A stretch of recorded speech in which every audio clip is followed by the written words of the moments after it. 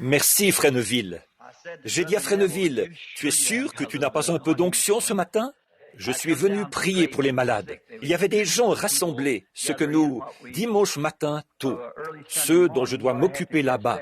Je les fais venir ici à l'église. Je trouve toujours que c'est mieux de prier pour les malades à l'église. Je ne sais pas.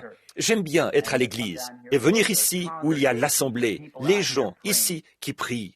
Et il y avait une petite fille là derrière, une petite fille vraiment mignonne. Eh bien, elle doit être assise quelque part ici maintenant, si ces gens ne sont pas repartis chez eux. Ah, là je la vois, elle est vraiment mignonne et elle est gravement malade. Nous écoutions quand nous avons entendu le message en langue et l'interprétation qui ont été donnés. Nous écoutions et il nous a semblé comprendre qu'il était question d'une petite fille. Et nous attendions de voir si le Seigneur allait donner un message quant à ce qu'il faudrait dire à ce sujet. Mais je pense que la petite fille va bien maintenant. Elle va se rétablir. Donc, et il y avait aussi une dame qui avait perdu la vue, et nous avons prié pour elle. Et puis un homme dans une ambulance là-bas, un prédicateur. Je pense que cet homme ne pesait pas plus de 15 ou 20 kilos. Il était vraiment très... Donc, je suis venu prier pour eux. La raison pour laquelle j'hésitais pas mal, c'est qu'un plombage est tombé de ma dent. Alors ce matin, je fais des chointements avec ce trou dans ma dent, là, sur le devant. Et on me dit que je dois me les faire meuler maintenant, pour poser des couronnes dessus. Donc, c'est la vieillesse qui s'installe, voilà tout. J'avais un plombage dans celle-ci, à peu près la moitié de la dent. Et quand je me mets à parler, on le sent, le vent qui passe à travers. Vous savez ce que je veux dire. Ça filtre vers les lèvres. Et ça fait un peu zézayer. Nous sommes vraiment des gens privilégiés d'être vivants ce matin et de pouvoir venir à l'église. Et en cette veille de Noël, en attendant la fête qu'ils ont, et j'espère que il y a trop d'enfants ici ce matin, ce qui fait que je vais devoir me taire. Voyez, nous les adultes, nous disons parfois des choses que les enfants ne devraient même pas entendre, vous savez. Mais je pense que l'Assemblée a un petit cadeau ici pour les enfants tout à l'heure. Je regardais cela là derrière. Oh, vraiment, il faut que vous restiez. Après l'école du dimanche, patientez un peu, vous voyez, parce que je crois qu'ils ont des cadeaux là derrière pour les petits à distribuer ce matin. Et quand vous, les petits, souvenez-vous, bien que nous fassions cela, je tiens à préciser que ce n'est pas du Père Noël.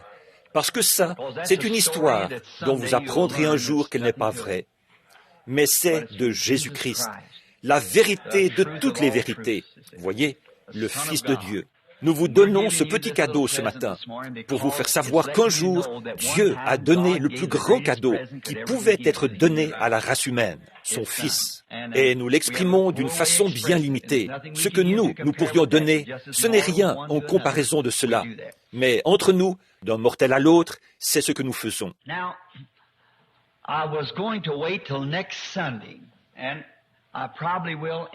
Bien, j'allais attendre dimanche prochain. C'est probablement ce que je ferai d'ailleurs, pour dire quelque chose que je voulais dire. Quelque chose nous a été révélé à la maison par une vision et je dois l'exécuter. Et c'est quelque chose qui peut sembler un peu dur, mais nous ne voulons jamais penser que ce que Dieu dit est dur. Ces fardeaux sont légers. Et puisque dimanche prochain, Dieu voulant, nous aurons une réunion ici, ce sera juste avant celle de la veille du Nouvel An, si le Seigneur nous fait la faveur de pouvoir tenir cette réunion. Et nous voulons faire une réunion le matin, prier pour les malades et peut-être faire un service de baptême. Alors, j'ai pensé annoncer cela à nos amis pour qu'ils puissent venir. Donc, nous aurons le dimanche matin et le dimanche soir. Et ensuite, les gens qui voudront rester pour le Nouvel An, alors nous allons avoir le service de longue veille là. Il y aura plusieurs prédicateurs qui parleront ici, à la veille du Nouvel An, jusqu'à minuit.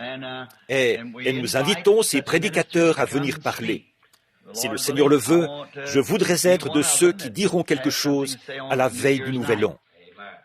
Et puis, dimanche prochain, je me suis dit que j'allais exposer une série de choses qui se passent, qui se sont passées, montrer comment Dieu traite avec son peuple et porter tout cela vers un point culminant ici à l'Église. Vous êtes nombreux à vous demander ce qu'il en est de ce problème d'impôt sur le revenu que nous avons subi. C'est réglé. Et je veux aussi vous dire comment c'est arrivé. Et je pense que ce serait qu'il faudrait le répéter dimanche prochain. Alors j'attendrai dimanche prochain.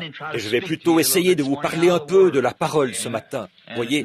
Et dimanche prochain, je vais essayer, Dieu voulant, de vous dire comment tout ceci est arrivé et de vous exposer chacune des choses que le Seigneur a dites et de voir comment c'était en plein dans le mille. Ça s'est accompli en plein dans le mille. Voyez, il ne dit jamais rien de faux. Mais maintenant, une chose que j'aimerais dire ce matin et que je ne dirai probablement pas dimanche prochain, c'est au sujet de quelque chose qui est arrivé hier. J'hésitais un peu à venir ce matin parce que je suis plutôt bouleversé, ce qui fait que je viens comme un peu à reculons. Mais puisque j'y suis, eh bien, je ferai de mon mieux. Avant-hier soir, j'avais de la visite. Frère et sœur Sothman, que nous connaissons ici, l'un des administrateurs de l'Église et sa femme, sont venus rendre visite à ma femme et à moi. Et nous parlions des réunions que nous aurons à Phoenix et autour, si c'est la volonté du Seigneur. Et nous sommes restés debout jusqu'à 22h30, il me semble. Et je suis allé me coucher vers 23h. Et à un moment de la nuit, j'ai eu un songe. Et dans ce songe, je voyais quelqu'un qui était censé être mon père, un grand homme imposant qui représentait ou figurait mon père. Je voyais une femme qui ne ressemblait pas à ma mère, et pourtant, elle était censée être ma mère. Et cet homme, qui était censé être comme le père, le mari de cette femme, la maltraitait cruellement, à tel point qu'il avait un gros morceau de bois et qu'il la tenait debout comme ça et qu'il la frappait avec ce morceau de bois. Elle tombait, elle s'affaissait. Et puis, au bout d'un moment, elle se relevait. Elle s'approchait, se préparait à la frapper de nouveau et la frappait de nouveau. Et moi, j'observais d'assez loin. Finalement, j'en ai eu assez. J'étais beaucoup plus petit que cet homme qui était censé représenter mon père. Alors, je me suis approché de lui, j'ai mis mon doigt devant sa figure. Je lui ai dit, ne la frappe plus, voyez. Et à ce moment-là, quelque chose s'est passé. Mes bras se sont mis à se gonfler. Et je me suis retrouvé avec de gros muscles bien rebondis. Je n'ai jamais vu de muscles pareils. J'ai attrapé cet homme par le col et je lui ai dit, ne la frappe plus. Si tu recommences, tu auras affaire à moi. Si tu la frappes encore. L'homme a eu peur de moi et l'a laissé tranquille. Je me suis réveillé. Bon, pendant que j'étais allongé là, quelques instants plus tard, bien sûr, l'interprétation est venue. Bien sûr, la femme représentait l'Église, qui est la mère en quelque sorte. Le père, c'est la dénomination qui la domine, qui domine sur l'Église, comme le mari sur sa femme. Et ce sont ces dénominations qui frappent l'Église et qui ne la laissent même pas se remettre sur ses pieds, comme ça. Dès qu'elle essaye de se relever ou de faire quelque chose, les gens qui sont là-dedans, la dénomination, la renvoient au sol. Et il s'agit simplement d'actionner ces muscles de la foi, de continuer à pointer mon doigt là en disant « c'est à moi que vous avez affaire ». Voyez ? C'est qu'il y a des gens là-dedans qui appartiennent à Dieu. Et ça, c'était très bien. Nous étions debout depuis environ 2 ou 3 heures, je crois. Ma fille, l'une de mes filles, Rebecca, qui est là au fond, elle travaille à l'hôpital méthodiste de Louisville. C'est, un genre de petite formation pour infirmières amateurs. Ils appellent ça les Candy Stripers, ou quelque chose comme ça. Et ce matin-là, il l'avait appelée pour qu'elle se rende là-bas, et c'est pour ça que j'étais debout. Il était tôt, et elle et une de ses camarades de classe, là, elles travaillent ensemble là-bas. Et et j'allais les emmener à Louisville. Il fallait qu'elles y soient pour 10 heures. Et ma femme se demandait pourquoi elle ne pouvait pas entrer dans la chambre. J'avais verrouillé la porte. Il m'est pourtant arrivé beaucoup de choses dans ma vie, mais je n'avais encore jamais eu quelque chose comme ça. Je suis entré en transe. Je ne connais pas l'interprétation. Je n'ai jamais rien eu de pareil de ma vie. Mais devant moi, je semblais me rendre compte que c'était une vision et que j'étais dans la vision. Mais je parlais à mon fils, Joseph, et il n'était pas dans la chambre à ce moment-là. Mais pourtant, quand c'est venu sur moi, voilà, j'étais en train de parler à Joseph. Et j'ai levé les yeux, et il y avait comme une forme de pyramide devant moi, composée de petits oiseaux d'environ 1 centimètre de long. Et ils étaient sur la branche du haut, il y en avait, disons, 3 ou 4. Et ensuite, sur la branche suivante, il y en avait peut-être 8 ou 10. Et en bas, il y en avait 15 ou 20. C'étaient de petits combattants, parce qu'ils avaient les plumes en bataille. Et ils avaient l'air d'essayer de me parler. Ils disaient quelque chose. Et j'étais dans l'ouest, apparemment vers Tucson, dans l'Arizona. Et les oiseaux regardaient vers l'est. Et moi, j'écoutais attentivement. Ils essayaient de dire, ils avaient l'air d'essayer de me dire quelque chose. Ils avaient les plumes tout ébouriffées et tout. Ils portaient les traces du combat. Et puis, tout à coup, un oiseau a pris la place de l'autre, en sautillant comme ça. Et les petits oiseaux se sont envolés rapidement. Ils se sont éloignés vers l'est. Et à ce moment-là, ce sont des oiseaux plus grands qui sont arrivés. Ils ressemblaient plutôt à des colombes, avec les ailes en pointe. Et ils sont arrivés en groupe, et rapidement, plus rapidement que les petits oiseaux. Ils se sont envolés vers l'est. Et moi, toujours avec les deux consciences réunies, je savais que j'étais là, et je savais que j'étais ailleurs. Voyez? Et je me suis dit, bon, ça, c'est une vision, et il me faut apprendre ce que cela signifie. Et à peine le deuxième groupe d'oiseaux passé, j'ai regardé vers l'ouest. Et voilà, comme une forme de pyramide, 2 de chaque côté et 1 au sommet. 5 anges sont arrivés, des plus puissants que j'ai jamais vus de ma vie. Et avec une vitesse foudroyante, je n'avais jamais rien vu de semblable. Avec la tête en arrière et les ailes pointées, ils se déplaçaient très vite. Et la puissance du Dieu Tout-Puissant m'a saisi, au point que cela m'a soulevé du sol, depuis le sol, soulevé en l'air. J'entendais encore Joseph parler. Et un bruit, comme quand le mur du son est franchi, un grondement assourdissant, a retenti loin au sud. Et quand j'ai été soulevé, et il y avait la vitesse tellement foudroyante des anges, je les revois très bien en ce moment, voyez, alors qu'ils venaient dans cette forme comme ça, qu'ils ont fondu sur moi. Bon, je ne rêvais pas, là, non. J'étais là aussi bien éveillé que je le suis maintenant, voyez. Mais ils sont arrivés, là. Et ils allaient à une vitesse si foudroyante qu'au moment où ils sont montés, je me suis dit, j'ai entendu comme une explosion ou comme une déflagration qui a retenti, comme le mur du son. Et à ce moment-là, je me suis dit, bon, ça doit vouloir dire que je vais bientôt être tué, tu vois, dans une sorte de déflagration. Et pendant que je pensais à ces choses, je me suis dit, non, ce n'est pas ça, parce que si ça avait été une déflagration, elle aurait emporté Joseph aussi.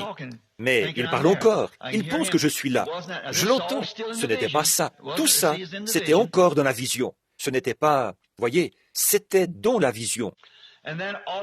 Et puis, tout d'un coup, je me suis rendu compte que ils étaient autour de moi. Je ne les voyais pas, mais j'avais été emmené dans cette constellation en pyramide qu'ils formaient, à l'intérieur de cette constellation d'anges, qui étaient 5. Et je me suis dit, mais l'ange de la mort serait tout seul. S'il y en a 5, c'est la grâce. Je pensais à ça. Je me suis dit, oh, c'est mon message qu'ils viennent apporter. C'est mon deuxième point culminant. Ils viennent m'apporter le message du Seigneur. Et je me suis écrié de toutes mes forces, aussi fort que je pouvais. Oh, Jésus, que veux-tu que je fasse? À ce moment-là, alors cela m'a quitté. Depuis, je ne me sens pas tout à fait normal. Voyez, j'ai été toute la journée d'hier, j'ai dû rester à la maison. Je déraisonnais presque. Je n'arrive pas à voir les idées claires. Et la gloire et la puissance du Seigneur. J'étais tout engourdi quand cela m'a quitté. J'essayais de me frotter les mains et je me disais, je n'arrive pas à reprendre mon souffle.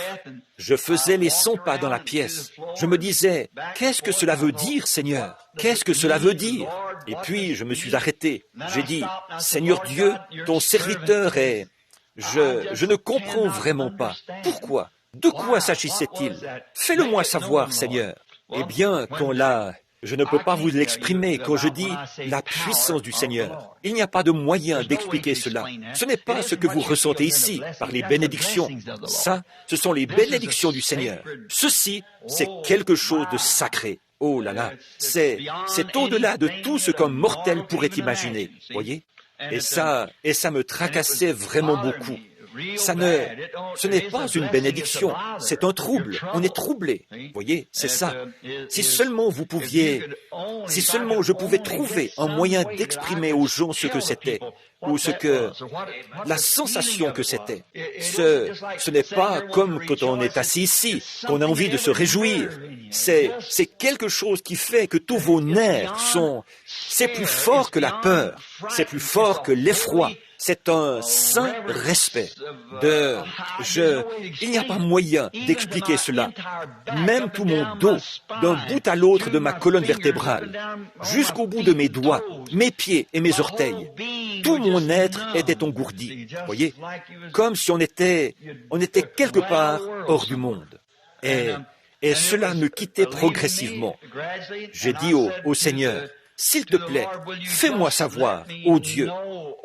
Je pense que ce que j'ai ressenti de plus semblable à cette force, c'était quand j'étais à Zurich, en Suisse, la fois où l'on m'a montré l'aigle germanique, qui observait la chevauchée du cavalier anglais qui traversait l'Afrique. Et il a dit, tous sont péchés et sont privés de la gloire. Et je criais au Seigneur en lui demandant de m'aider. Je voulais qu'il me donne l'interprétation, parce que je me demandais si ça voulait dire que j'allais partir, que j'allais être tué. Et si c'était le cas, je n'en aurais rien dit à ma famille. Si c'est le moment pour moi de rentrer à la maison, eh bien, je rentrerai à la maison, c'est tout. Mais si c'était ça, alors je ne voulais pas en parler à ma famille. Je ne voulais pas qu'ils le sachent, que ça se fasse, et c'est tout. Là, je disais, Seigneur, aide-moi. Je ne veux pas le dire à ma famille. Si c'est mon appel pour rentrer à la maison, eh bien, je partirai. Vous voyez, j'ai dit, et vous savez, vous dites, pourquoi n'avez-vous pas pensé à ce que vous aviez dit dans la vision, à ce qui était dit dans la vision? Mais dans ces moments, on ne peut pas penser à des choses comme ça. Moi, du moins, je n'y arrive pas. Et je me suis dit, j'étais vraiment troublé, chiffonné. On ne trouve pas le moyen de penser. On n'arrive pas à penser. Alors j'ai dit, Père Céleste, si ça veut dire que je vais être repris dans une explosion, eh bien, fais-le-moi savoir maintenant, pour que je n'en dise rien. Que ta gloire et ta puissance reviennent sur moi et me soulèvent de nouveau. Ou que ta gloire vienne sur moi, et là je saurai que c'est ce que cela veut dire. Alors je le garderai pour moi. Et il ne s'est rien passé. Et donc j'ai dit, alors Seigneur, si cela veut dire que tu vas envoyer tes messagers pour ma commission, alors que ta puissance revienne. Et elle a failli m'emporter hors de la chambre.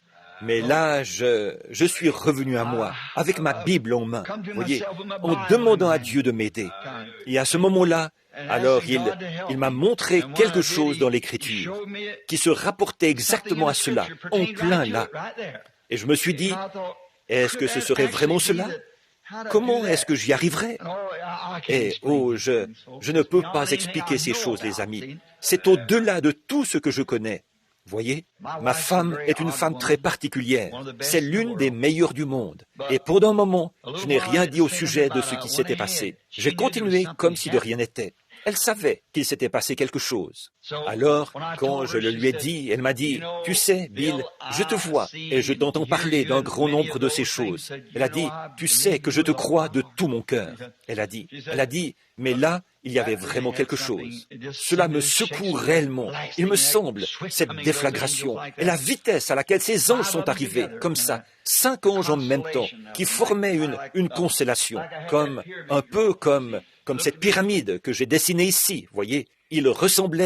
D'abord, ils ressemblaient un peu à, vu de loin, ils avaient un peu la couleur des colombes. Et ils arrivaient de ce côté-là. Et ils étaient, il me semble, 1, 2, 3, 4, et puis un au sommet. Vous voyez, ceux qui en faisaient 5. Et ils sont arrivés à une telle vitesse. Il n'y a rien, aucun avion en réaction, rien d'autre de comparable à cela. Je les revois. Ils avaient la tête un peu tournée de côté, les ailes pointées vers l'arrière, armés de pied en cap. Ils sont arrivés là, comme ça. Ils sont descendus tout droit et m'ont emmené dans cette constellation pyramide qu'ils formaient.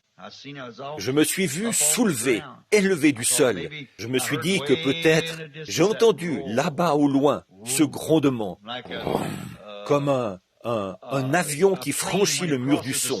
Vous avez déjà entendu cela, comme un grondement lointain. Je me suis dit, ceci veut peut-être dire, là, quand cette vision se terminera, que je vais être tué dans une explosion ou quelque chose. Je me suis dit, me voici, je suis soulevé, ils sont ici, quelque part. Je suis dans cette pyramide d'anges, ici. Mais je ne sais pas, peut-être que le Seigneur vient m'emmener à la maison. Alors, j'ai entendu Joseph, là-bas, qui disait, « Papa ?» Je me suis dit, « Non, si c'était cela, ça l'aurait emmené, lui aussi. » Alors, quelque chose m'a dit, « Souvenez-vous, je m'attends à la venue d'un message. » que j'ai toujours attendu à quelque chose. Et la vision, l'autre jour, vous savez, celle que j'ai eue il n'y a pas longtemps, au sujet de ce qui allait arriver, alors que je prêchais depuis le soleil, dans un certain endroit. Et là, il m'a dit, rappelle-toi bien, le deuxième point culminant est encore à venir. Je me suis dit, il va y avoir un message. Vous vous souvenez du message que j'ai prêché ici, l'ouverture de cette pierre de fête, là. C'est 7 voix et ces 7 sceaux qui ne sont même pas écrits dans la parole de Dieu. Vous vous souvenez? Et cela m'a emmené dans la pyramide. Et Juni Jackson, si tu es ici, ce songe que tu m'as donné il n'y a pas longtemps, je ne vais pas le raconter ce matin. Tu étais c'était Dieu, si parfaitement. Excuse-moi de ne pas t'avoir donné l'interprétation. C'est que j'ai vu quelque chose qui se mettait en action. JT, même chose, tu vois. Et je le savais. Sœur Collins, exactement la même chose, voyez. Et il y en a eu 6 qui indiquaient exactement la même chose. Et puis, la vision que je vous ai racontée il y a des années, elle s'est accomplie l'autre jour, voyez, celle qui allait s'accomplir. Et là, tout est exactement en place. Il y a quelque chose qui se met en route. Je ne sais pas ce que c'est. Que Dieu me vienne en aide. Voilà ma prière. Prions. Père Céleste, nous ne sommes que des mortels, et nous sommes ici ce matin. Et Seigneur, tu m'as envoyé afin que je conduise ce petit troupeau et cette église. Et j'arrive à ma fin. Je ne sais pas quelle direction, ni quoi, ni où, ni ce qui viendra. Mais je sais une chose, c'est que tu as dit que tu ferais concourir toutes choses au bien de ceux qui t'aiment et qui sont appelés selon ton dessein. Je te prie, ô Dieu, de poser sur nous ta main miséricordieuse. Nous savons vraiment que tu es Dieu, et nous savons que tu n'es pas quelqu'un qui a vécu dans les temps passés, mais que tu vis encore aujourd'hui. Tu as toujours été Dieu. Tu seras toujours Dieu. Tu étais Dieu avant le temps, et tu seras Dieu quand il n'y aura plus de temps. Tu seras encore Dieu. Et nous sommes entre tes mains, Seigneur. Nous ne sommes que de l'argile, et tu es le façonneur, le potier. Façonne nos vies, Seigneur, de la manière qui servira le mieux à t'honorer. Accorde-le, Père. Nous sommes simplement entre tes mains. Nous n'avions aucun moyen de venir ici par nous-mêmes. Et nous ne savons pas non plus comment nous partirons d'ici. Toi, le Seigneur, tu nous as donné la vie et nous t'avons remis nos vies. Et pour cela, tu nous as donné en échange la vie éternelle. Notre foi l'insuffle au fond de notre être. Et nous t'aimons à cause de cela, parce que nous savons qu'un jour nous te verrons et que tu seras dans ta gloire. Et nous le contemplerons.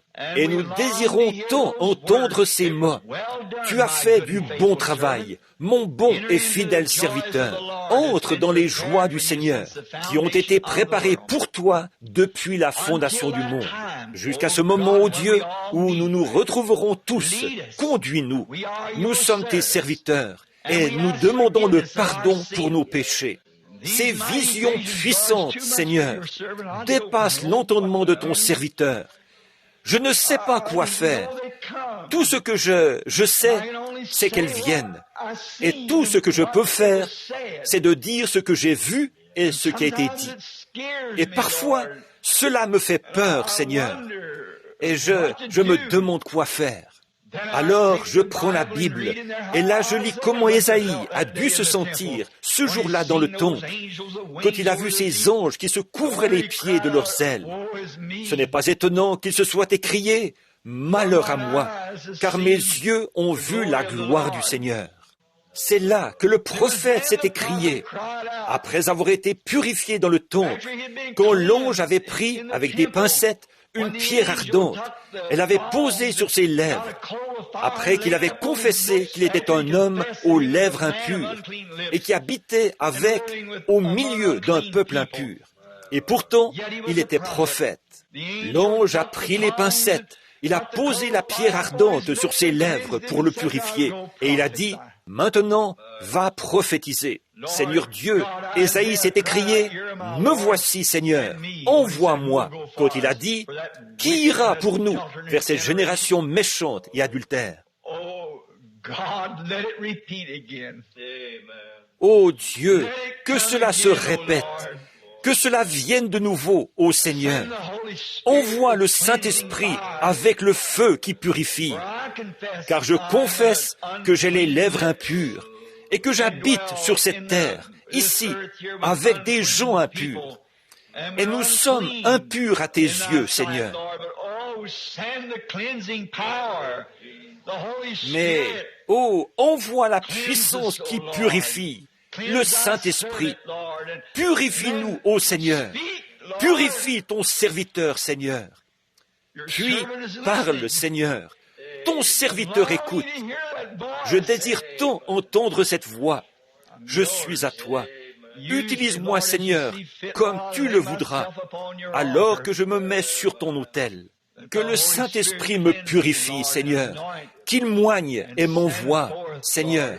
Si tu veux que quelqu'un aille, si c'est maintenant l'heure, si c'est maintenant le moment, je ne sais pas, Seigneur. Tout ce que je sais, c'est que j'ai vu ces anges. Et tu sais que ces choses sont exactement la vérité. Et je prie, Seigneur, malheur à moi. C'est pourquoi aide-moi. Bénis maintenant ces gens. Nous sommes ici aujourd'hui, juste avant la veille du jour où on va célébrer l'anniversaire de la naissance de notre Seigneur. Nous te prions de nous venir en aide.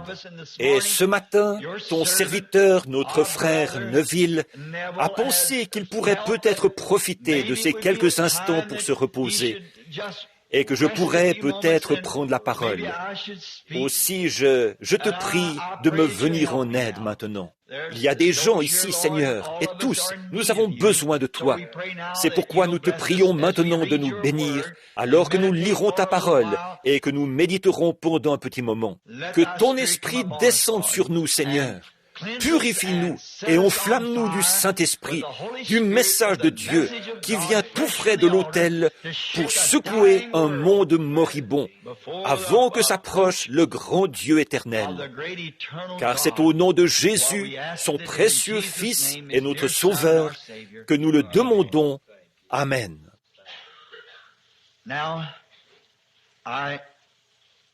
J'aimerais maintenant attirer votre attention sur quelques écritures ici et sur quelques notes que j'ai prises. Et je crois que Doc ou Billy ou quelqu'un m'a dit qu'on veut terminer la réunion un peu plus tôt à cause des enfants. On a préparé des cadeaux pour eux. Vous, les petits qui venez juste de sortir de l'école du dimanche, restez ici un moment. Ce que nous allons dire ici est peut-être un peu profond pour vous, mais restez tranquilles avec maman et papa quelques instants. Je veux leur parler.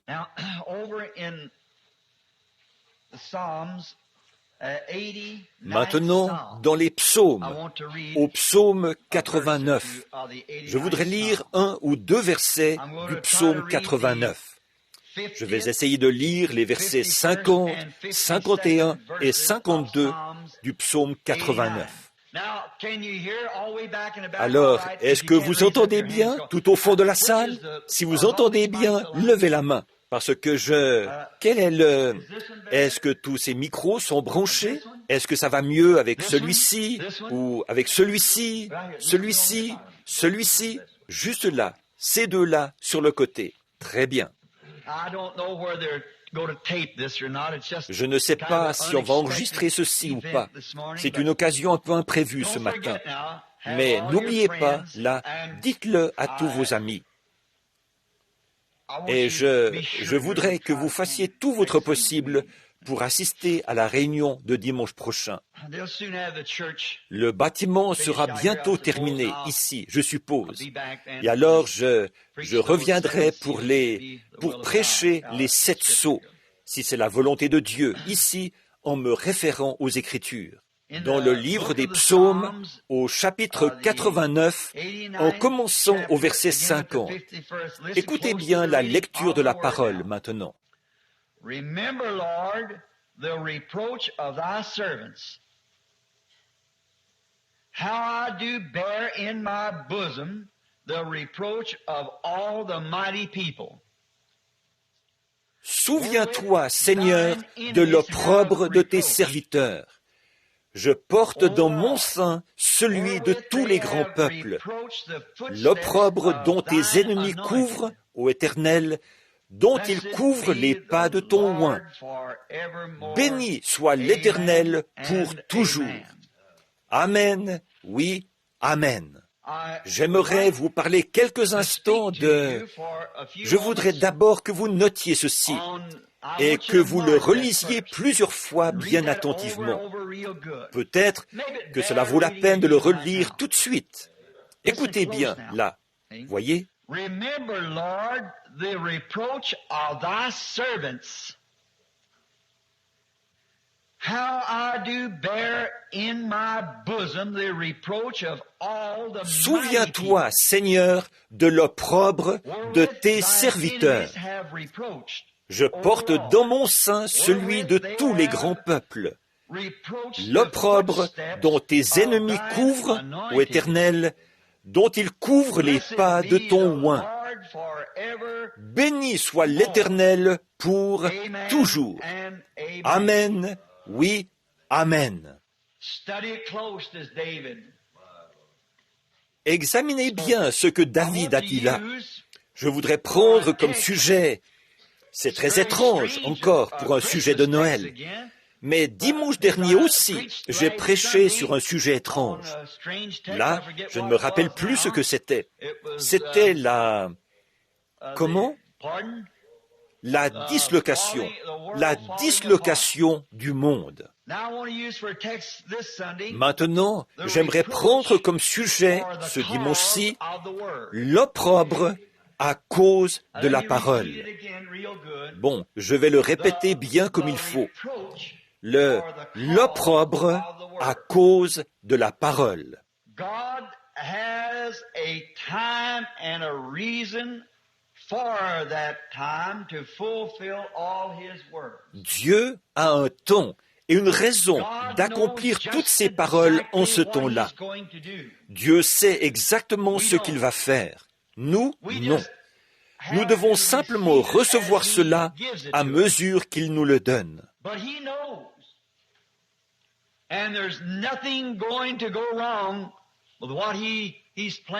Mais lui, il sait, et rien n'ira de travers dans ce qu'il a prévu de faire. Il faut que cela s'accomplisse entièrement. Il faut parfois qu'il y ait des choses dures et pénibles, rien que pour faire ressortir la véritable, la vraie nature de l'objet. Vous savez, la pluie prend naissance dans un ciel agité, déchiré, zébré d'éclairs et retentissant de tonnerre. Et si on n'avait pas de pluie, on ne vivrait pas. Mais vous voyez ce qu'il faut pour produire la pluie. Le tonnerre, les éclairs, la foudre, la colère. Et c'est de là que sort la pluie. Une semence doit mourir, pourrir, se corrompre, sentir mauvais et retourner à la poussière de la terre pour pouvoir produire une nouvelle vie.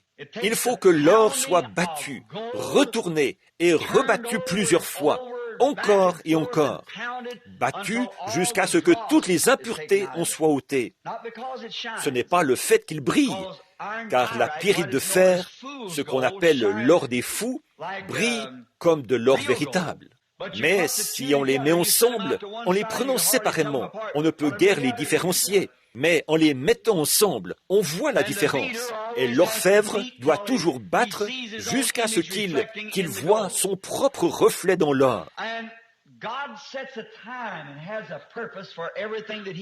Et Dieu fixe un temps, et il a un but dans tout ce qu'il fait. Rien n'arrive par hasard à ceux qui aiment le Seigneur et qui sont appelés selon son appel. Voyez, nous sommes prédestinés. Et toute chose concourt parfaitement à cela, parce qu'il ne peut pas mentir. Et il a dit qu'il en est ainsi, que chaque chose a son temps, sa saison et sa façon d'arriver. Et Dieu est derrière tout ce qui se passe. Et parfois, on pense que tout va mal. Il n'en tient qu'à nous. Ces choses nous arrivent, les épreuves et la perplexité. Ce sont des tests pour voir comment nous réagirons à une action. Il y a quelque temps, dans le Vermont, frère Fred et moi avons traversé jusqu'au côté qui est dans l'État de New York, de l'autre côté du lac Champlain. Et nous étions du côté de l'État de New York. Je suis monté dans la montagne, là, sur le mont Hurricane, là où j'avais l'habitude d'aller chasser. Et là, je me souviens de la fois où je m'étais perdu et comment Dieu m'avait ramené, rien que par le Saint-Esprit, à travers une tempête. Et je serais mort, j'aurais péri, et ma femme, et Billy aussi, là-bas, dans un petit campement, à des kilomètres de là. J'étais complètement désorienté. Il y avait juste un petit peu de neige que nous avons dû traverser pour atteindre le campement au début du printemps. J'étais là-bas, en train de parler à frère Fred, et le Saint-Esprit a dit, va-t'en à l'écart. Je me suis éloigné dans le bois un peu, quelque part. Il m'a dit, il y a un piège qui t'attend, alors fais attention. Mais il ne m'a dit ni quoi, ni comment. Je suis revenu, et j'en ai parlé à frère Fred.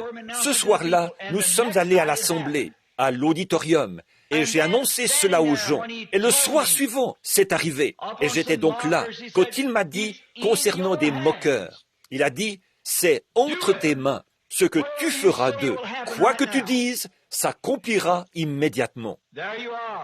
Voilà, pour quelqu'un qui manquait de respect, qui se comportait de façon impie, et se moquait et raillait la réunion, un jeune homme et une jeune femme. Et il essayait de lui faire des gestes d'amour obscènes dans la salle, ce qui attirait l'attention de tout le monde, pendant que j'essayais de prêcher. Il lui renversait la tête en arrière, et il montait sur ses genoux. Il lui renversait la tête en arrière pour essayer de l'embrasser. Et il se conduisait comme ça pendant la réunion, ce qui attirait l'attention. Et le Saint-Esprit a dit, là, ils sont entre tes mains. Que veux-tu faire d'eux? Il y a eu un silence sacré. Tout le monde restait terriblement silencieux. Et j'ai pensé, oh Dieu, que dois-je faire? Alors, je me suis rappelé, grâce à l'avertissement que le Saint-Esprit m'avait donné 2 jours plus tôt. J'ai dit, je vous pardonne. Bien, c'était cela qu'il voulait que je dise. Voyez, c'est qu'après tout, j'ai été coupable, peut-être pas de cette chose-là, mais coupable. Et se rendre coupable de la plus petite chose, c'est se rendre coupable de tout. Donc, j'ai dit, je vous pardonne. Et il y a ici des témoins qui étaient là, cette fois-là.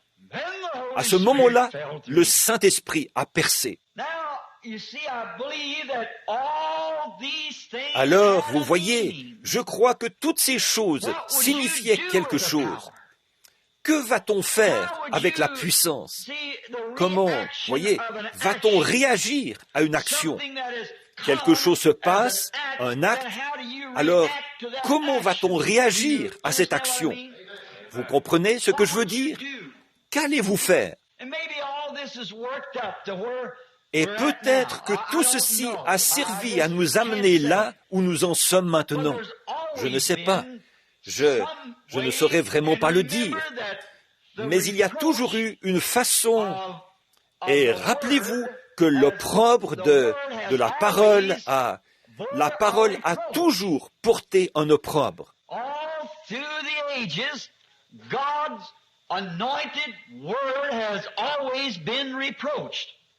Tout au long des âges, la parole ointe de Dieu a toujours subi un opprobre. Et c'est pour cela que c'est si dur pour les gens qui ne comprennent pas de savoir accepter cet opprobre. Vous vous rappelez les disciples qui sont rentrés en se réjouissant parce qu'ils se regardaient comme ayant été jugés dignes de porter l'opprobre de son nom. Il a dit, tous ceux qui vivent pieusement en Christ seront persécutés. L'opprobre de la parole.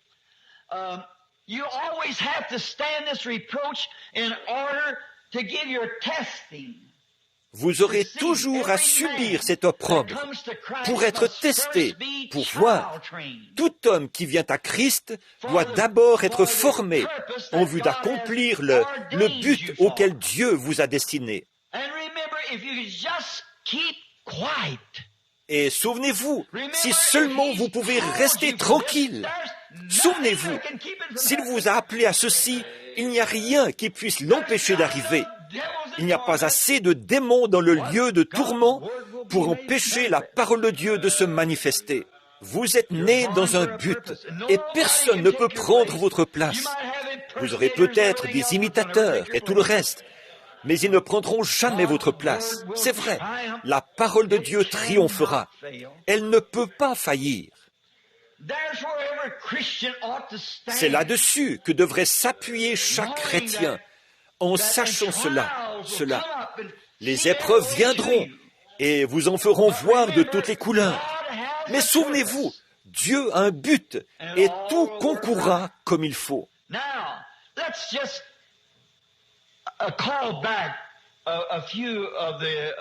Maintenant, rappelons quelques accomplissements de la parole de Dieu et ceux qui ont porté la parole dans leur âge. J'ai senti dans l'esprit, il n'y a pas longtemps, que quelqu'un me critiquait. C'était peut-être au pays des bandes magnétiques, à propos du fait que je me réfère toujours si souvent que je prends des personnages bibliques pour illustrer ce que je dis. Eh bien, c'est dans un but que je fais cela. Il est dit dans la Bible que ces choses sont écrites pour que nous les considérions. Et c'est la seule façon, pour moi qui n'ai pas d'instruction, la seule façon, c'est de faire référence à ces choses en disant, vous voyez, quand on a pris cette position-là, ce qui est arrivé par suite de cela. Et ici, ce qui s'est produit. Vous voyez? Et alors, identifiez-vous à cela. Comme je prêchais il n'y a pas longtemps au sujet du petit garçon sur le navire, vous savez, et du vieux capitaine qui allait mourir. Il était malade. Il a demandé s'il n'y avait pas une Bible à bord. Ils ont trouvé ce jeune garçon qui avait une Bible et il est venu lire Ésaïe 53, 5. Il était blessé pour nos péchés, brisé pour notre iniquité. Il a dit, Permettez-moi, monsieur le capitaine, de vous exprimer comment ma mère le lisait. Il a dit, voici comment elle l'écrivait. Il était blessé pour l'iniquité de Willie Pruitt. Et il était châtié pour Willie Pruitt. Et toutes ces choses qu'il a subies, il les a subies pour Willie Pruitt.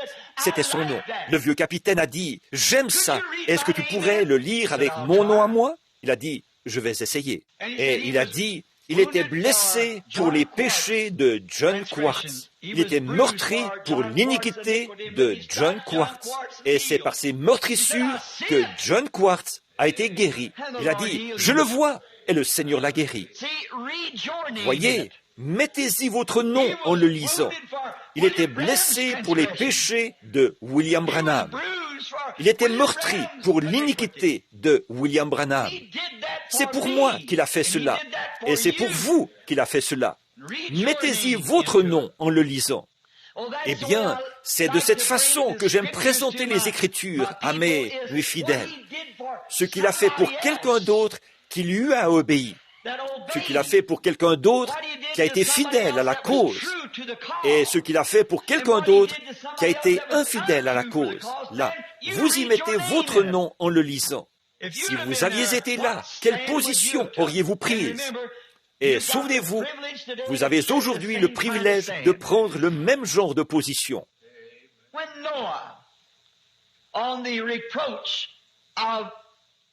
Quand Noé, par rapport à l'opprobre de la parole que Dieu lui avait annoncée, Noé, il y avait un opprobre.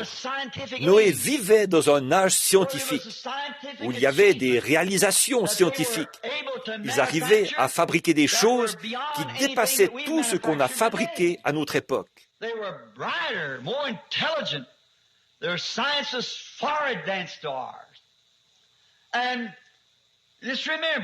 He had to stand the reproach of the word that he preached 120 years in the face of scoffers. Ils étaient plus brillants, plus intelligents. Leur science était très avancée par rapport à la nôtre. Et rappelez-vous un peu, il a dû subir l'opprobre de la parole qu'il a prêchée pendant 120 ans devant des moqueurs. Their great scientific ways proved to them that there was no rain in the skies. But yet Noah had heard the word of the Lord. Amen. Leur grande démarche scientifique leur prouvait qu'il n'y avait pas de pluie dans le ciel. Et pourtant Noé avait entendu la parole du Seigneur, et elle était contraire à la conception qu'il s'en était faite. Donc, avant d'avoir la vie sauve, il a dû affronter et subir l'opprobre que lui infligeaient ses moqueurs. Oh, certainement qu'ils ont dû avoir pitié de ce drôle de prédicateur. Ils ne l'ont pas fait enfermer, ni rien, parce qu'il n'y avait peut-être pas beaucoup de maisons de ce genre à l'époque. Il n'était pas dangereux, il n'aurait fait de mal à personne. Ils l'ont donc laissé tranquille. Continue, espèce de fanatique, là-bas, sur le flanc de la colline, en train de construire un bateau, tout là-bas où il n'y a pas d'eau. Oh, le pauvre, quel drôle de type. Mais, et il disait, d'où feras-tu venir de l'eau pour faire flotter ton bateau, Noé? Elle descend du ciel. Quelle absurdité! Nous pouvons atteindre la lune et les étoiles avec le radar. Ou ce qu'ils avaient là. Il n'y a pas de pluie là-haut. Mais il a dit, Dieu a dit qu'il en mettrait là-haut. Comment le fera-t-il? Ça le regarde. Moi, tout ce que je dois faire, c'est vous avertir de partir d'ici. C'est à peu près pareil maintenant. D'où viendra le feu? Frère, c'est un peu plus clair aujourd'hui qu'à l'époque de Noé. Nous voyons déjà où ça se trouve. C'est prêt à éclater, c'est tout. La science a déjà... Cette fois-ci, il n'y a plus du tout d'excuses, parce que la science l'a déjà découvert. Oui, monsieur. Donc, nous voyons que c'était toute une histoire. Donc, ils ont eu pitié de ce drôle de prédicateur. Ils l'ont laissé faire. C'était quelque chose d'étrange, peut-être pour ces gens, de penser qu'un homme, qu'on disait intelligent, puisse croire que Dieu, le Créateur des cieux et de la terre, fasse quelque chose, ou annonce qu'il allait faire quelque chose qui était contraire à leur façon de penser. À ce qu'ils avaient déjà. Vous n'avez peut-être pas compris. Regardez, ils pensaient pouvoir prouver toutes les choses naturelles par leur science. Si ce n'est pas la sorte de monde dans laquelle nous vivons aujourd'hui. Un monde intellectuel, d'instruction, rempli de science. Et du moment qu'ils pouvaient prouver que quelque chose était faux, Dieu, en aucun cas, ne pourrait prononcer quelque chose qui a été... dont la science peut démontrer que ce n'est pas là. Et ils ont la même idée aujourd'hui. Si votre médecin dit que vous avez le cancer, que vous devez mourir, et que la science prouve que vous avez le cancer, et qu'il est à un stade avancé, c'est ridicule de penser autre chose. En effet, vous allez mourir, c'est tout.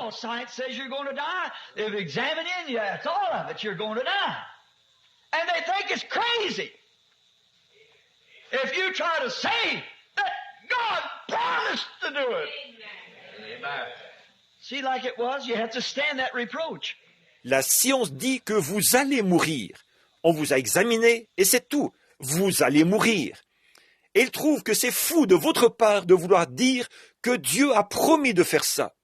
Voyez, comme à l'époque, vous devez subir cet opprobre. Ils disent que si le docteur dit, là, nous avons bien examiné et le cancer est à un stade avancé, nous vous avons ouvert et le cancer a pénétré votre corps tout entier. Il a pénétré votre cœur, vos poumons, votre foie, tout. C'est impossible. Alors, vous voyez, quand vous dites, mais il vivra quand même, ils disent, oh le pauvre, laissez-le aller. Je me souviens d'un certain soir, Bill Hall, frère Hall, là-bas, à l'assemblée de Milltown. Vous êtes nombreux à vous rappeler ce cas. Alors on m'avait fait venir là-bas. Ma femme, ma belle-mère et moi y sommes allés. Il avait épousé une jeune fille qui était une sœur, je crois, de George Capp, le maire de la ville, ou plutôt le juge ici. C'était son beau-frère. Il l'avait amené mourir ici. Le médecin de Milltown, le médecin de New Albany, ils avaient diagnostiqué qu'il avait un cancer du foie. Alors je suis allé voir Madame Hall. Il avait la jaunisse, il était jaune de partout. J'ai dit, bon, je suppose qu'il va mourir.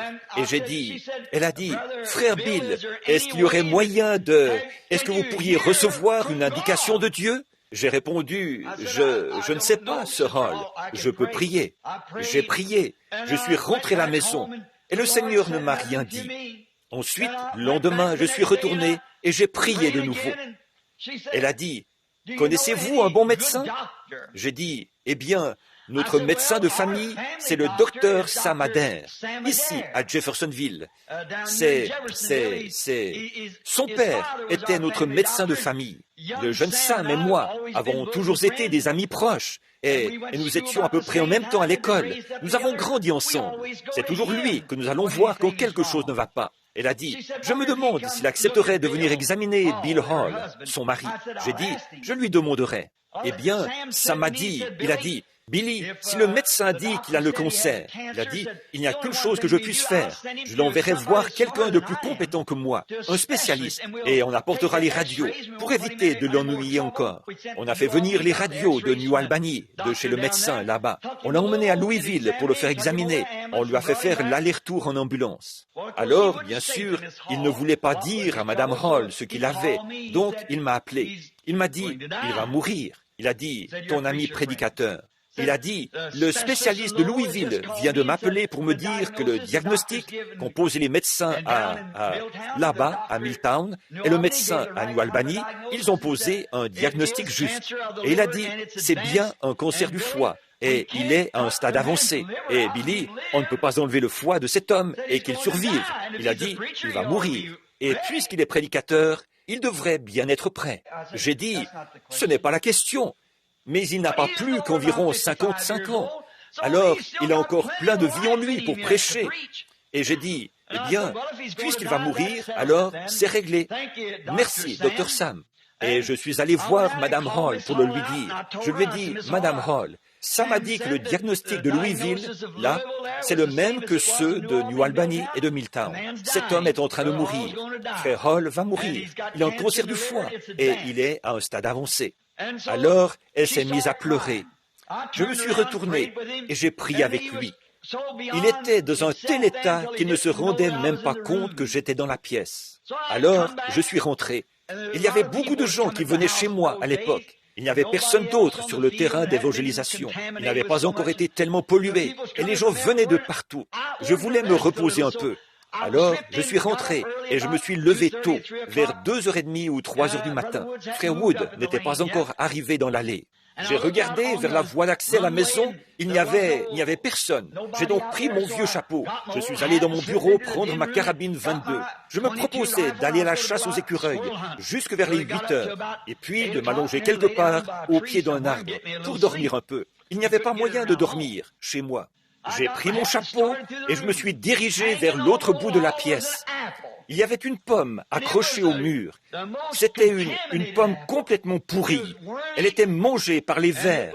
Elle était ratatinée, toute rabougrie. Et je me suis dit, pourquoi est-ce que Méda accrochait ça au mur? J'y ai regardé de plus près. Elle n'était pas accrochée au mur. Elle flottait dans l'air. J'ai vite enlevé mon chapeau.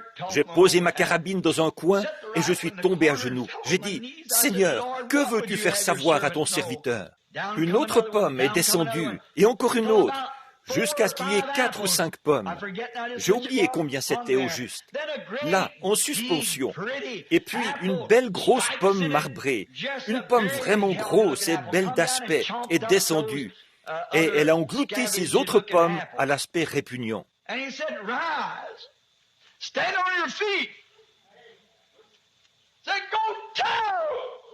Et il a dit, « Debout, lève-toi !»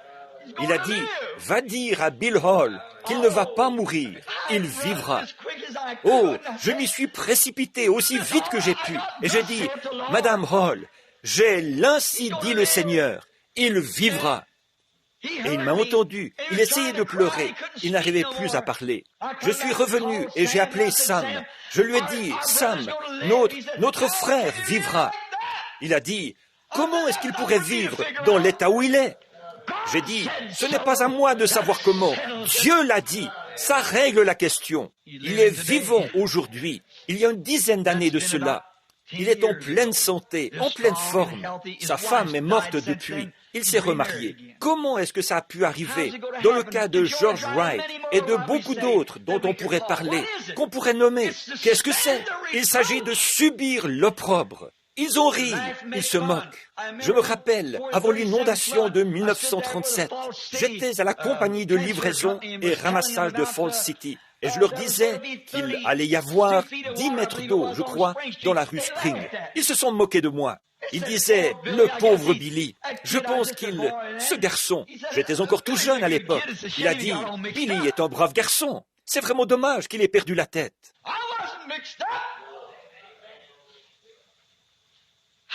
Je n'avais pas perdu la tête.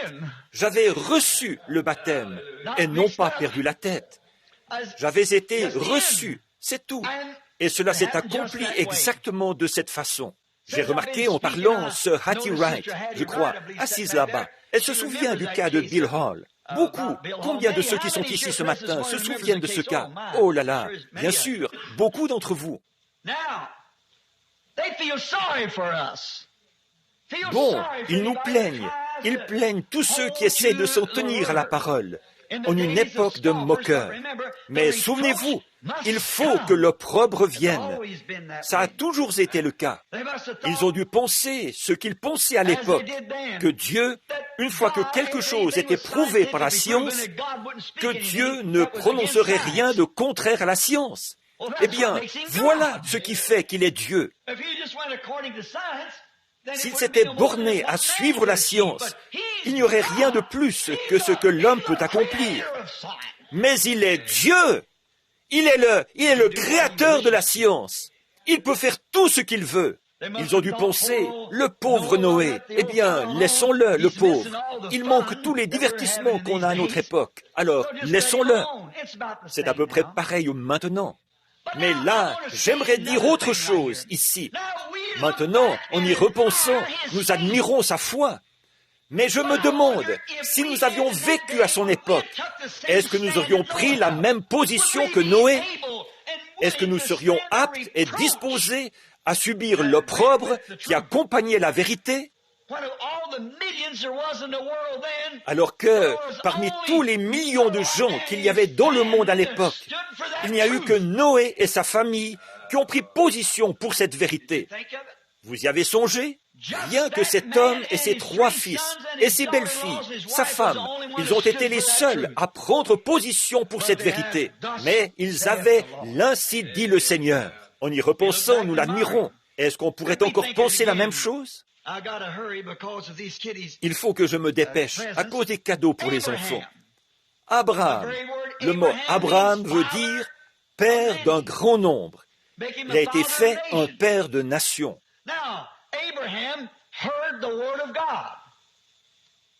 Or, Abraham a entendu la parole de Dieu. Abraham était prophète et il a entendu la parole de Dieu. Et nous admirons Abraham parce qu'il est resté attaché à la parole de Dieu. Et il s'est séparé de sa famille. Comme c'était dur pour Abraham, il avait grandi là-bas. Il était descendu de Babel et il était dans le pays de Shinéar, des Chaldéens, dans la ville dure où il y avait tous ses camarades, ses proches et ceux qui allaient à l'église avec lui et tout. Mais Dieu a dit, sépare-toi. Oh là là, comme c'était terrible de quitter tout ce qui lui était cher. Tout ce qui avait de la valeur pour lui, ce à quoi il tenait. Dieu lui a dit, sépare-toi. Et il lui a donné quelque chose de très étrange.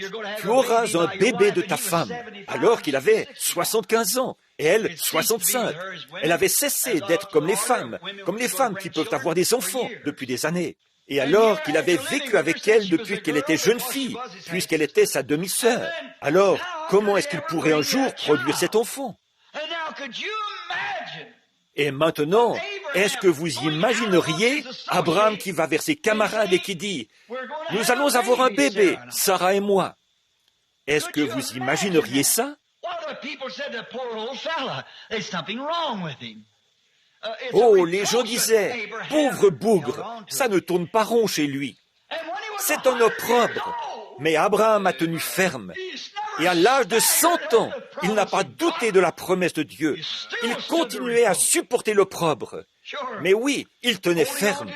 Vous avez remarqué la différence là? Sarah a essayé de donner à Abraham, ou plutôt à Dieu, un petit coup de main pour l'aider. Elle a pensé, vous savez, là, autrement que ce que Dieu avait promis.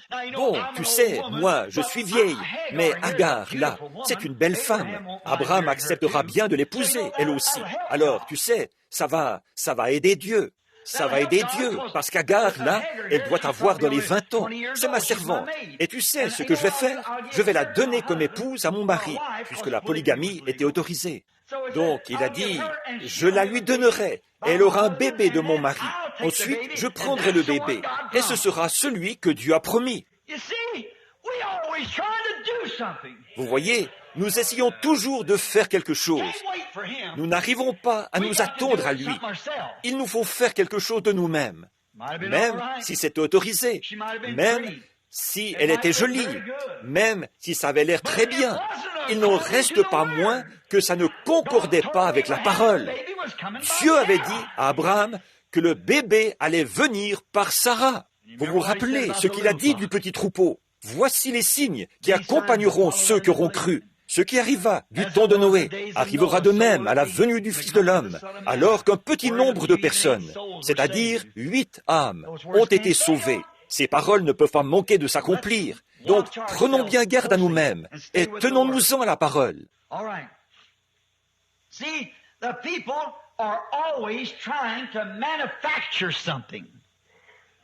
Très bien.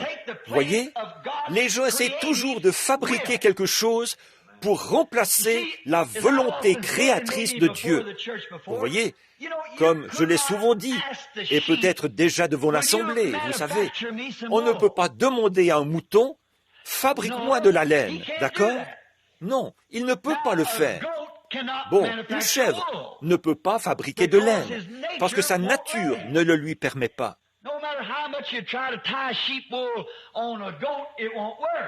Vous aurez beau essayer d'accrocher de la laine de mouton sur une chèvre, ça ne marchera pas. La chèvre ne peut pas fabriquer de laine, et un mouton ne fabrique pas de poils. Mais il a de la laine, parce qu'il est un mouton. C'est pour ça qu'il en a. Il ne la fabrique pas. Nous n'avons pas à fabriquer les fruits de l'esprit. Nous avons à porter le fruit de l'esprit. Le pommier ne fabrique pas des pommes. Il ne fait que les porter, parce que c'est un pommier. Et si nous essayons de fabriquer quelque chose, je vais aider la cause. Je vais faire 10 ans d'études au séminaire. Je vais apprendre ceci, cela ou autre chose. Passer ma licence en lettres et mon doctorat. Moi, je vais donner un coup de main au Seigneur. Ça ne marchera pas. C'est Dieu qui, par prédestination, appelle qui il veut. Il donne le royaume à qui il veut bien le donner. Nous avons tiré cette leçon de Nebuchadnezzar.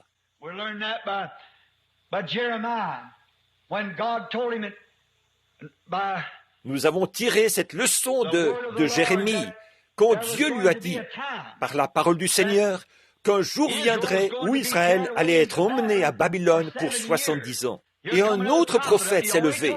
Il le lui avait déjà dit. Il avait dit, bon, des prophètes se lèveront, et il y en aura qui se lèveront là-bas à Babylone, des faiseurs de songes et des prophètes, qui donneront des prophéties contraires à ceci. Mais dis au peuple de ne pas écouter ces gens-là. Et un homme s'est levé, du nom un des prophètes, Anania. Quand Jérémie se tenait là, un joug à son cou, Anania s'est levé, et il a dit, « Ainsi dit le Seigneur, encore 2 années, et tous les ustensiles du Seigneur, bon, a priori, ça avait l'air très bien. Dieu va bénir son peuple, encore 2 ans, et il va tout ramener. » Et la Bible dit que même le prophète Jérémie a dit, « Amen, Amen, Anania, que le Seigneur accomplisse tes paroles. » Seulement, repensons à quelque chose, Anania. Il y a eu des prophètes avant nous, et ils ont prophétisé contre de grandes nations, la guerre et tout. Mais rappelle-toi, c'est une fois que sa prophétie est manifestée qu'on reconnaît le prophète. Voyez? Alors, Anania s'est levé. Il a enlevé le joug de dessus le cou de Jérémie, devant tous les sacrificateurs et devant l'assemblée. Peut-être 1,5 million de gens. Il a enlevé ce joug que Dieu avait mis comme un signe sur le cou de Jérémie. Et, emporté par son enthousiasme, il l'a brisé et l'a jeté à ses pieds, en disant, « Ainsi dit le Seigneur, dans 2 ans, ils retourneront. » Jérémie s'est contenté de le regarder. Comme c'était contraire à la parole, il est tout simplement parti. Et Dieu lui a dit, « Retourne et dis-le lui. » Il a dit, « Ce n'est pas moi qui lui ai parlé. » Il s'était laissé emporter par son enthousiasme. Il avait suivi sa propre impression. Voyez, il n'a pas attendu de le voir vraiment et de savoir que ça ne venait pas de lui, mais que c'était Dieu qui le disait. Il est revenu tout plein d'enthousiasme. Si nous voyons ça partout dans le pays aujourd'hui, récemment, quelqu'un passait une de nos bandes dans une maison où un groupe de prédicateurs venait d'être convaincus et allait venir se faire baptiser au nom de Jésus-Christ. Et dans la pièce, un homme s'est levé et a parlé en langue en disant « Ainsi dit le Seigneur, tenez-vous-en à ce que vous avez, continuez comme cela et je vous bénirai. » Ils ont dit « Eh bien, puisque le Seigneur le dit, c'est comme cela alors. » Vous voyez, ce n'est pas examiné au moyen de la parole. Il faut d'abord et avant tout que ce soit la parole. Voilà, c'était contraire à la parole. Jérémie est donc revenu, ce prophète oint. Dieu lui a dit, « Je sais qu'Anania a brisé le joug de bois que j'avais mis sur ton cou, mais je vais en faire un de fer. » Il a dit, « Et toutes ces nations qui sont asservies à Nebuchadnezzar, mon serviteur, lui qui était un païen. » Voyez, alors qu'Israël, eux, observaient tous leurs sacrifices. Mais ils ne... Voyez, Dieu a promis de bénir, mais il y a des conditions attachées à ces bénédictions. Il faut remplir ces conditions pour que tout fonctionne bien. Tout à l'heure, j'étais assis avec une charmante petite fille, ici. D'abord, j'ai examiné toute la famille pour voir s'il y avait quelque chose qui n'allait pas. Dieu guérit, mais c'est soumis à des conditions. Voyez, la seule chose que j'ai trouvée, c'était que la mère craignait que ce soit mal de prendre des médicaments. J'ai dit, ne pensez pas cela, sœur. Enlevez cela de votre esprit. Allez de l'avant avec cet enfant. Donnez-lui le médicament. Dieu fera connaître la chose. Voyez? Bon, mais ce qu'il faut, c'est trouver, savoir. Ensuite, si c'est ainsi dit le Seigneur, d'accord. Bon, nous voyons que ces gens-là, ils essayaient de fabriquer quelque chose. Agar et Sarah, elles essayaient d'aider Abraham, d'aider Dieu à accomplir sa promesse. On ne peut pas faire ça. Il n'y a aucun moyen d'y arriver. C'est contraire à tout. La parole de Dieu s'accomplira, quoi qu'il en soit. Vous n'avez qu'à vous appuyer fermement sur la parole en disant « c'est comme ça » et à garder la parole. Remarquez bien, là, fabriquer quelque chose pour remplacer sa parole. Peut-être que même les amis d'Abraham, fait à remarquer, peut-être que les amis d'Abraham sont venus en disant « Eh bien, père de nation, tu as combien d'enfants maintenant ?» Quand il avait 100 ans. Dis voir, père de nation, père d'un grand nombre, combien d'enfants as-tu maintenant? Des moqueurs. Vous avez vu cela se produire déjà, n'est-ce pas? Nous avons vu cela se produire, n'est-ce pas? Des fois, quand nous avons prié pour quelque chose et que ce n'est pas arrivé. Voilà un vieillard, ils disent. Il est aveugle, il est sourd, il est muet, il est malade, il a fait ceci. Allez le guérir, vous autres guérisseurs divins, nous y croirons. Est-ce qu'il se rend compte que c'est le même démon qui a dit « Descends de la croix, et je croirai en toi. Change ces pierres en pain, et j'y croirai. » Voyez, ce même démon qui a bandé les yeux de notre Seigneur avec un chiffon et qui l'a frappé sur la tête avec un bâton en disant « Maintenant, si tu es prophète, dis-nous qui t'a frappé, et nous te croirons. » Vous le savez bien, qu'il savait qui l'avait frappé. Il aurait pu changer ces pierres en pain, ou il aurait pu descendre de la croix. Mais que serions-nous aujourd'hui s'il l'avait fait? Voyez, ils ne connaissent pas le programme de Dieu. Il faut trouver ce que Dieu a promis. Maintenant, il faut que je me dépêche. Bon, donc, ils ont peut-être dit, « Père de nation, nous t'avons entendu dire, il y a 25 ans, que tu allais avoir un enfant de Sarah, et que de cet enfant sortiraient des nations, beaucoup de gens. Combien d'enfants as-tu exactement, à présent, Père de nation? Voyez, c'est cette même espèce d'esprit critique qui critiquait là. Qu'est-ce qu'Abraham a fait? Il a dit, il ne douta pas de la promesse par incrédulité. Mais vous avez prié pour un tel là, et il n'a pas été guéri. Ça ne fait rien. Si je priais pour 10 000 personnes ce soir, et que 10 000 personnes mourraient demain matin, demain soir, je continuerai à oindre les malades et à prier pour eux. C'est ce que Dieu a dit. Ce n'est pas un obstacle, pas du tout. Dieu l'a promis. Je le crois, bien sûr. Ce qu'ils disent, ça ne change rien, mais ils se moquent. C'est l'opprobre de la parole. Abraham s'en est tenu à la parole de Dieu. Elle a fini par s'accomplir. Oh là là! Regardez la dérision de la stérilité, d'être tourné en dérision, et l'opprobre de la stérilité d'abord. Elle a dû subir l'opprobre d'être stérile pendant toutes ces années. Elle avait près de 100 ans, elle en avait 90. Et là, la parole de Dieu disait qu'elle serait aussi princesse, mère de cet enfant. Alors qu'elle et Abraham étaient stériles. Ils étaient tous les deux comme morts dans leur corps. Et pourtant, ils n'ont absolument pas douté de cette parole. Mais d'abord, ils ont dû subir cela. Et ensuite, alléluia, Dieu a tenu sa parole en cette heure sombre. Isaac est né, et sa postérité est comme le sable des mers ou les étoiles du ciel. Voyez, Dieu répond toujours de sa parole. Oui, d'abord la stérilité, ensuite Isaac. Zacharie et Élisabeth aussi, ce vieil homme et cette vieille femme qui continuaient à tenir bon. Quand Zacharie est sorti là et qu'il a pu écrire sur sa tablette pour dire « Un ange est venu vers moi, me disant que j'aurai un enfant d'Élisabeth, ma femme, qui est âgée là. Je ne peux plus parler, je suis muet, je resterai muet jusqu'au jour où le bébé naîtra. Mais un bébé viendra et il sera le prophète du Très-Haut. C'est lui qui présentera l'étoile du matin. Il est un précurseur du Messie. Comment était-ce possible? Certains disaient, pauvre bougre, oh, je crois qu'il a un peu perdu la tête, vous savez, il y a un petit quelque chose. Mais regardez un peu la vieille Élisabeth là-bas, qui a dans les 80 ans, et regardez Zacharie, très avancé en âge et tremblotant. Et il fallait qu'il dise une chose pareille. Oh, le pauvre bougre. Mais il avait la parole du Seigneur. C'était un tel opprobre qu'elle s'est cachée pendant plusieurs jours. Mais il s'en est tenu à la parole. Oh là là. Ils ont refusé la popularité, ils ont refusé l'opinion courante, ils ont refusé les raffinements de leur époque et les styles et tout de leur époque. Ils ont refusé cela.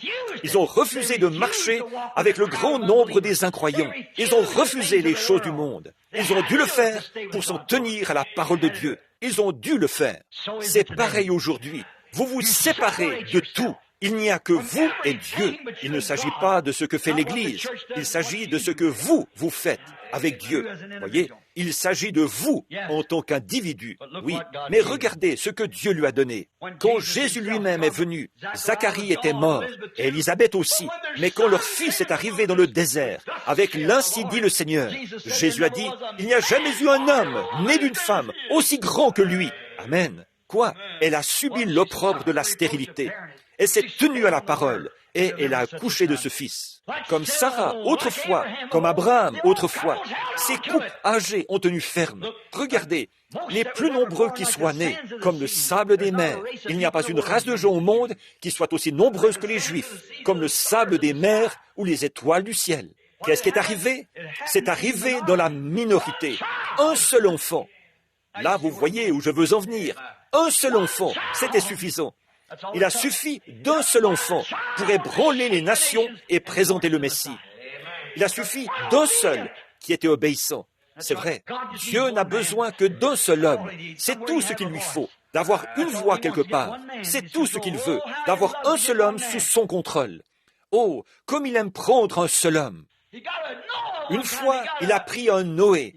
Une fois, il a pris un Moïse. Il a pris un Jérémie. Il a pris un Élie. Il a pris un Élisée. Il a pris un Jean. Il a pris un Samson. Tant qu'il prend un homme sous son contrôle, voilà sa voix. Il peut parler par elle. Il peut condamner le monde. Oh là là, comme il languit d'avoir un homme sous son contrôle. Ainsi, je pourrais parler par lui. Je pourrais faire connaître ma voix. Bien qu'il subisse l'opprobre, je ferai connaître ma voix. Voyez? Oh oui, la stérilité d'abord. Devoir être stérile. Devoir subir l'opprobre de la stérilité. Sarah a dû le subir. De même, Zacharie et Élisabeth ont dû le subir. Regardez, aujourd'hui, là je vais dire quelque chose.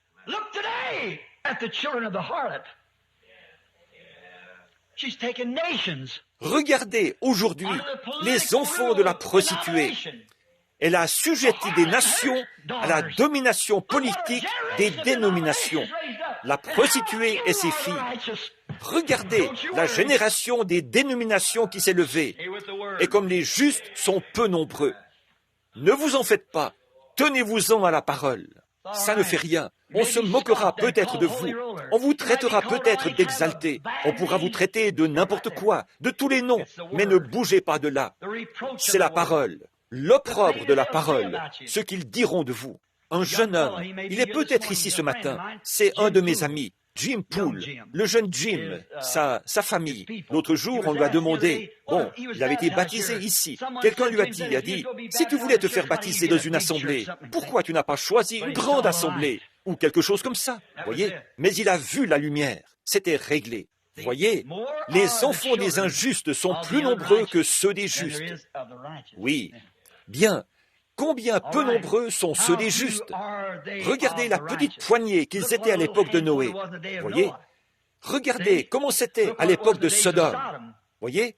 Combien peu nombreux sont les justes? Que les enfants de la prostituée sont nombreux. Elle fait des enfants n'importe comment. Mais ce sont tous des enfants bâtards. La prostituée produit des prostituées. La chienne produit des chiennes.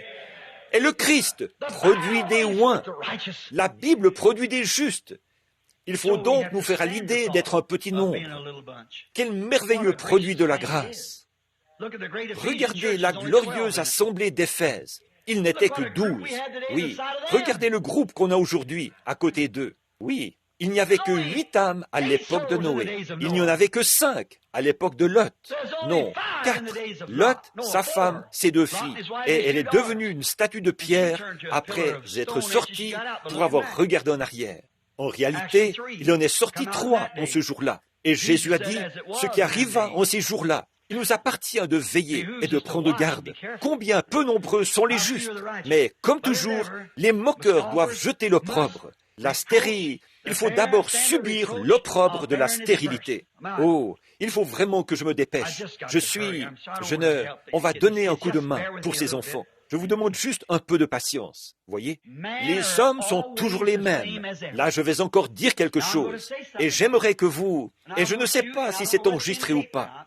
Mais si c'est enregistré, j'aimerais que vous m'écoutiez bien. Vous qui écoutez la bande, ne manquez surtout pas ça. Méditez-le bien. L'homme reste ce qu'il a toujours été. Il loue Dieu pour ce qu'il a fait, il est dans l'expectative de ce qu'il va faire, et il ne reconnaît pas ce qu'il a fait et ce qu'il est en train de faire. Il loue Dieu pour ce qu'il a fait, il est dans l'expectative de ce qu'il va faire, mais il ne reconnaît pas ce que Dieu est en train de faire. Et là, il manque tout. J'espère qu'ils saisissent. Voyez, ils ne reconnaissent pas ce qu'il est en train de faire. Il sait ce qu'il a fait, et il connaît la promesse, ce qu'il va faire, mais il ne voit pas ce qu'il est en train de faire. Oh, vous autres pentecôtistes, si vous n'êtes pas des exemples de cela, vous vous attendez à ce qu'il arrive quelque chose, alors que, comme toujours, c'est arrivé sous vos yeux et vous ne le reconnaissez pas. Combien de fois a-t-il voulu vous rassembler, comme une poule rassemble sa couvée, mais vous ne l'avez pas voulu. Vous avez attaché plus d'importance à vos traditions et à vos dénominations qu'à sa parole et à son esprit. Oui. Quel opprobre pour Marie. Là nous terminons. Quel opprobre pour Marie et Joseph à cause de sa parole. C'est la période de Noël. Je pensais en garder un petit peu, mais vous en entendrez pas mal à la radio et parmi vos pasteurs et tout. Quel opprobre pour Marie et Joseph de se tenir à la parole promise de Dieu. Pensez-y, là. Et le mépris, ce sourcil froncé quand il voyait passer la petite Marie, quand il voyait Joseph. C'est une prostituée que tu épouses là. Voyez? Et pensez-y, frère, l'adultère, ça voulait dire la mort à l'époque. Là, tu veux lui éviter d'être tué. Elle est enceinte de toi. Mais souvenez-vous, pendant tout ce temps, c'est Dieu qui traitait avec eux. Et c'était conforme à la parole. Et ils ne l'ont pas reconnu. Voyez, une vierge aura un enfant. Ça, Joseph le savait. Marie le savait. Parce qu'une fois la parole déjà écrite, il y avait un ange qui leur avait parlé, qui avait confirmé ou manifesté la parole même qui avait été écrite et qui devait s'accomplir. Ne rêvez pas maintenant, réfléchissez. Le Saint-Esprit est descendu sur terre. Il n'a pas parlé à toute l'assemblée, c'est à eux qu'il a parlé.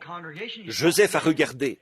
Avant de recevoir la visite de l'ange, il a dit, « Bon, je l'aime, mais je suis un homme juste. Je ne peux quand même pas épouser une femme comme ça. »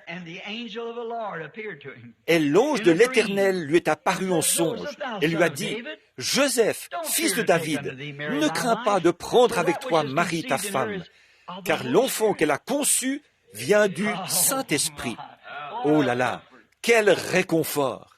Voyez?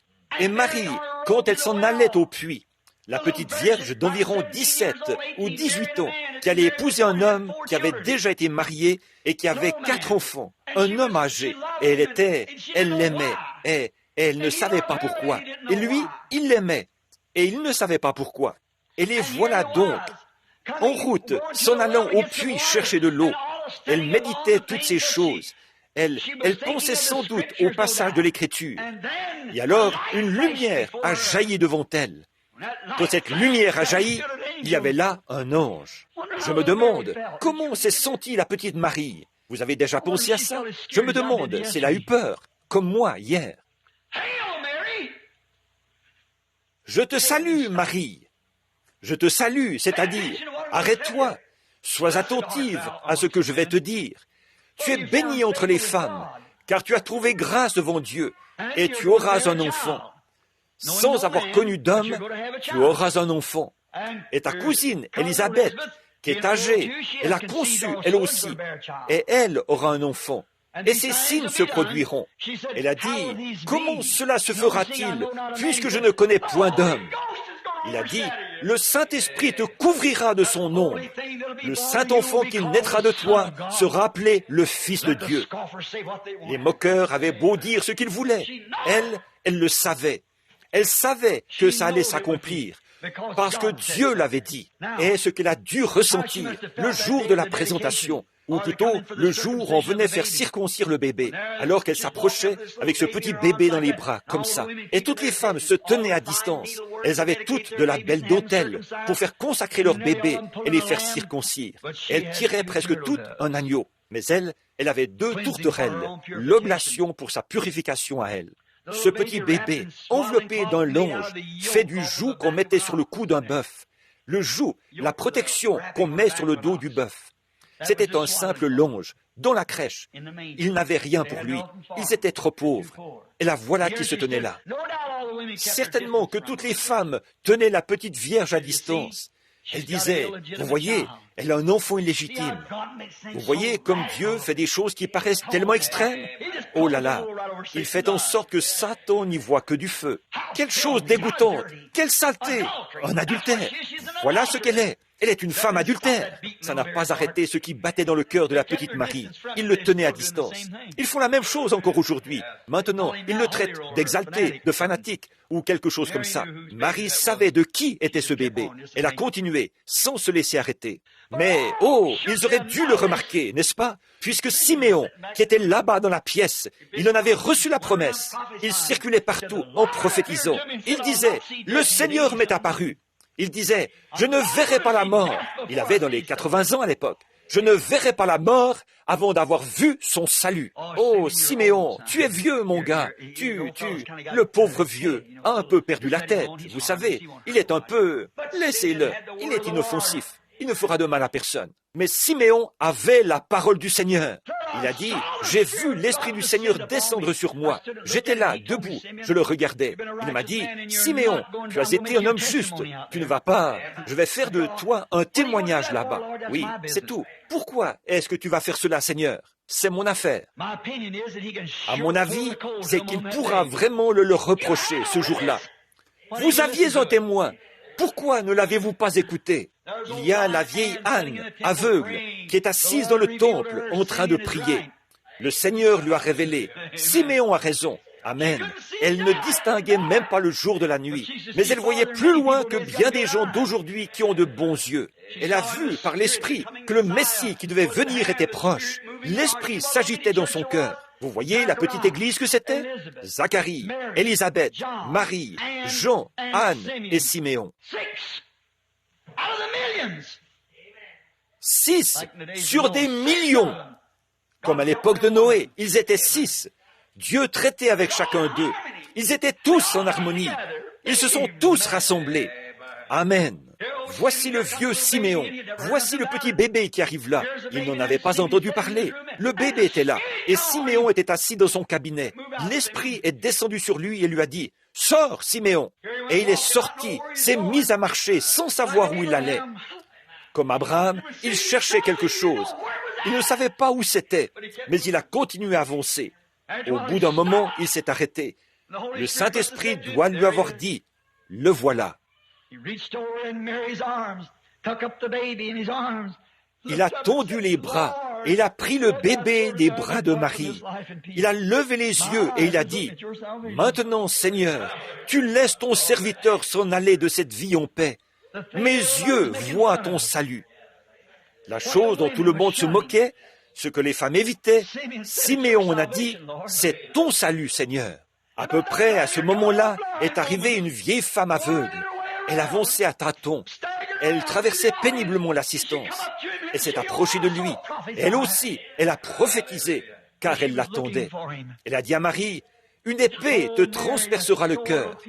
Mais voici ce qui dévoilera les pensées de beaucoup de cœurs. » Voyez? Qu'est-ce que c'était? Bon, je pense que certaines de ces femmes disaient, « Vous voyez ça? Vous voyez quelle catégorie de gens c'est? C'est ça, vous voyez? Voilà ce que c'est. Vous voyez ce qu'il en est?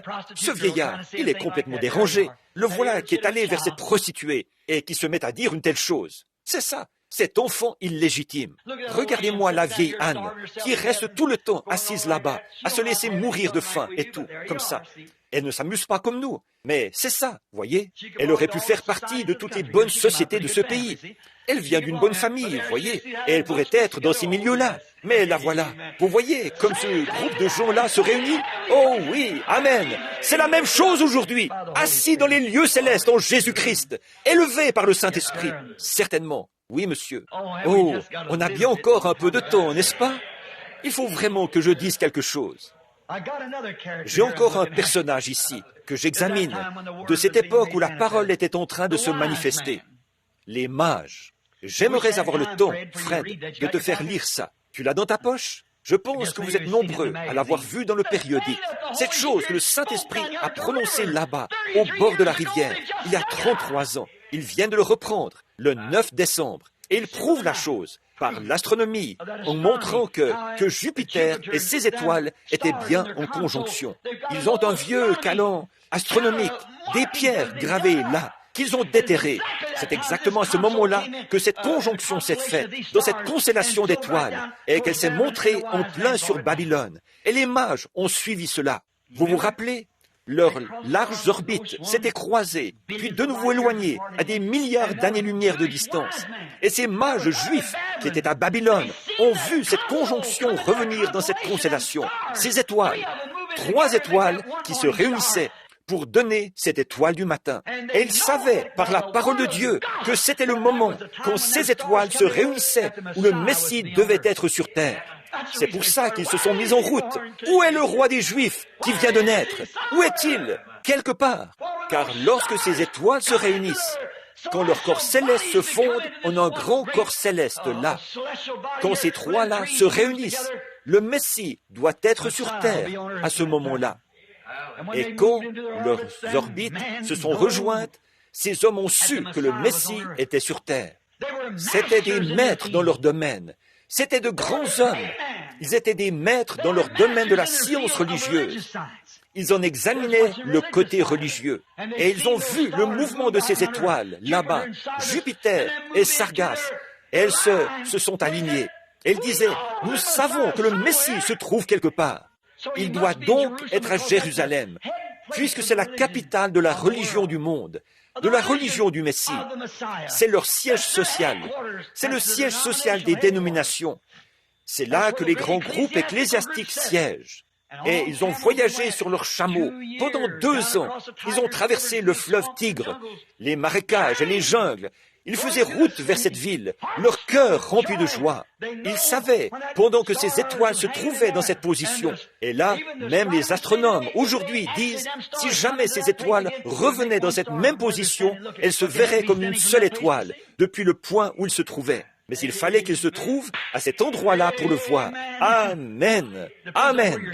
Cela dépend de l'endroit où vous vous trouvez. Cela dépend de ce que vous regardez. Ah oui, oui. Donc, ils l'ont vu et l'ont suivi. Ils étaient exactement dans la ligne. Où qu'ils se trouvent, elle était exactement alignée avec eux. Elle les conduisait. Voyez? Comme quoi, il faut que vous ayez toutes les Écritures alignées, tout, et que vous restiez alignés avec ces Écritures. C'est la seule manière. Cela vous conduira tout droit à lui. C'est certain. Maintenant, remarquez, les voilà qui arrivent en criant, « Où est-il, le roi des Juifs qui vient de naître ?» À Jérusalem, l'étoile les a conduits en plein là, en plein siège social des dénominations. Mais quand ils se sont tournés vers elle, l'étoile les a quittés. Ils sont entrés dans la ville, ils ont parcouru les rues. Ils s'attendaient à trouver la ville remplie de la joie de Dieu. Ils ont parcouru les rues en criant avec joie, « Où est le roi des Juifs qui vient de naître? Nous avons vu son étoile lorsque nous étions en Orient et nous sommes venus l'adorer. » Rappelez-vous, l'étoile, ils se dirigeaient vers l'ouest. Ils étaient en Orient. Vers l'ouest, nous voyageons. Toujours, nous avançons. Conduis-nous vers... Voyez, ils étaient tout à fait... Bon, la Babylonie et l'Inde se trouvent à l'est de la Palestine, un peu vers le sud-est. Et ils allaient vers l'ouest. Vers l'ouest, nous voyageons. Vous connaissez ce chant. Toujours nous avançons. Guide-nous vers cette lumière parfaite. Voyez, eux, les mages, venaient vers l'ouest. Ils étaient partis de l'Orient. Ils allaient vers l'ouest. Et ils avaient vu cette étoile. Or, s'ils avaient été à l'ouest et qu'ils avaient regardé en arrière, ils ne l'auraient pas vue. Voyez, eux, une fois qu'ils sont arrivés là-bas, c'est là qu'elle les avait conduits. Elle les a quittés. Alors ils se sont dit, c'est ici, l'étoile est partie, donc c'est ici, ils sont dans la ville. Alors, oh là là, il se disait, ils chantent tous, et ils sont tous dans la joie. La gloire de Dieu a tout illuminé. Donc, nous y voilà. Nous savons ce que nous avons accompli là, en observant cette conjonction. Personne, aucun maître, ne pouvait monter là-haut, réunir ces étoiles. Et nous savons que lorsque ces étoiles se réunissent dans ce corps céleste, c'est le moment où le Messie est sur terre. Le Messie est sur terre. Et toutes les quelques centaines d'années, elle repasse dans cette conjonction. Vous voyez, et à ce moment-là, il y a un don qui vient sur la terre. Remarquez, le Messie est sur terre lorsque ce groupe d'étoiles se réunit. Et ils savaient qu'il était là. Ils se sont donc rendus au siège de la religion. Et ils se sont mis à circuler en disant, en parcourant les rues sur leurs chameaux, « Où est-il? Où est-il? Où est le roi des Juifs qui vient de naître? Nous avons vu son étoile en Orient. Il est ici, quelque part. Où est-il? Où est-il? Où est-il? » Quel opprobre! Ils sont allés voir le souverain sacrificateur. Il a dit, peut-être dit, « Qu'est-ce que vous avez, vous autres? Voyons, bande de fanatiques. » Voyez, quel opprobre jeté sur leur réalisation scientifique. Par la puissance de Dieu, ils avaient vu son étoile. Et ils étaient des sages, des hommes intelligents. Ils étaient dans le domaine de la science religieuse. Et ils savaient, lorsque ces étoiles sont arrivées là, que le Messie était présent quelque part. Et ici, à l'endroit où la chose aurait dû être connue, on n'en savait rien. J'imagine les enfants dans la rue qui disaient « Ah, regardez-moi ça! Ah, c'est une bande de fanatiques! Écoutez-les donc, qui disent « Où est-il, le roi des Juifs qui est né ?» Ils ne savent pas que c'est Hérode, le roi ici. Ils ne connaissent pas l'évêque un tel. Oh là là! Où est le roi des Juifs qui vient de naître? Nous avons vu son étoile en Orient. Là, on a dit « Venez par ici, vous, tous les sages d'ici, de la région. Venez par ici. » Est-ce que vous voyez une étoile quelque part? Oh, pas du tout. Je n'ai rien vu de cela. Vous tous, les astronomes, venez par ici. Est-ce que vous avez vu une étoile quelque part? Non, non. Est-ce que vous avez vu un signe mystérieux, quel qu'il soit? Non, nous ne voyons rien de ça. Non. Maintenant non plus, c'est pareil. Ils ne voient rien. Ils ne peuvent pas le voir. Faisons venir les prédicateurs. Et vous, qu'est-ce que vous en dites? Non, nous, on n'a absolument pas vu d'étoiles. Bon, et vous autres qui mesurez le temps, ici, sur la muraille, vous observez les étoiles, vous savez où se trouve chaque conjonction dans les cieux, vous connaissez chaque étoile. Est-ce que vous avez vu quelque chose? Non, nous, on n'a rien vu du tout. Et pourtant, c'était là. Gloire à Dieu. Oh là là, ne pouvez-vous pas le voir? C'est là, en ce moment même, et ils ne le voient pas. Cela se passe en leur présence, et ils ne le voient pas. Non, nous n'avons rien vu. Oh, moi, je suis allé là-bas. Je n'ai rien vu. Bien sûr que non. Vous êtes trop aveugle, c'est tout. Vous n'êtes pas destiné à le voir. Voyez, si vous êtes aveugle à ce point, évidemment que vous ne le verrez pas. C'est seulement pour ceux à qui Dieu le révèle. Ce sont eux qui le voient. Ça a toujours été le cas. Certainement. C'est Noé qui voyait la pluie dans le ciel, vous savez, mais les autres, ils ne la voyaient pas. Voyez, ils ne voyaient pas de pluie là-haut. Mais Noé l'a vu. C'est Abraham qui a vu Sarah porter le bébé. C'est vrai, pas les moqueurs qui disaient « Père de nation, combien d'enfants as-tu maintenant ?» Nous pourrions vraiment parcourir toute la Bible, les sages et les prophètes, tout au long. La foi est une démonstration des choses qu'on ne voit pas. Ils savent que la parole a annoncé cela. Et voilà, c'est ça. En voici la démonstration. Ils la voient. Bien, remarquez. Oh là là, nos sages à nous ne voient pas cette étoile. Il n'y a rien de vrai là-dedans. Pourquoi? En fait, quand ils regardaient, alors qu'ils s'étaient joints à un tel groupe, l'étoile s'est éteinte. C'est la même chose aujourd'hui. C'est ce qui a éteint beaucoup de lumière. C'est vrai, de se rattacher à un groupe pareil, où on n'y croit pas du tout dès le départ. Comment pouvons-nous avoir une union d'église? Comment pouvons-nous marcher ensemble si nous ne sommes pas d'accord? Comment cette fraternité à l'échelle mondiale, là, toutes les églises du monde unies, comment pouvons-nous nous unir alors que nous sommes à 1000 lieues les uns des autres? Voyez, comment le pouvons-nous? Les évangéliques avec nous, et ceux-ci, et ceux-là, et encore ceux-là, tous ensemble, d'être unis quand même, avec toute cette corruption. Dieu prend une épouse qui est pure, sainte, qui n'est pas adultérée, qui s'en tient à sa parole. Très bien. L'opprobre de Jésus à cause de la parole. Et là, nous nous arrêterons dans un instant. Jésus a subi l'opprobre à cause de la parole. Regardez là. Comment pouvait-il subir un opprobre alors qu'il était le divin Dieu incarné? Il était Dieu lui-même fait chair. Bien, vous savez que la Bible dit, nos mains l'ont touché, les anges l'ont vu. Réfléchissez à ça. Je crois que Timothée l'a dit un peu comme cela. Voyez, disant, sans contredit, le mystère de la piété est grand, car Dieu a été manifesté en chair, vu des anges. Les anges étaient présents à sa naissance. Comme les anges ont dû regarder et se réjouir quand ils ont baissé les regards vers la crèche et qu'ils ont vu Dieu incarné. Amen. Ce n'est pas étonnant qu'ils se soient mis à crier. Aujourd'hui, dans la cité de David, est né le Christ, le Sauveur. Les anges se sont réjouis. Ils ont battu de leurs grandes ailes.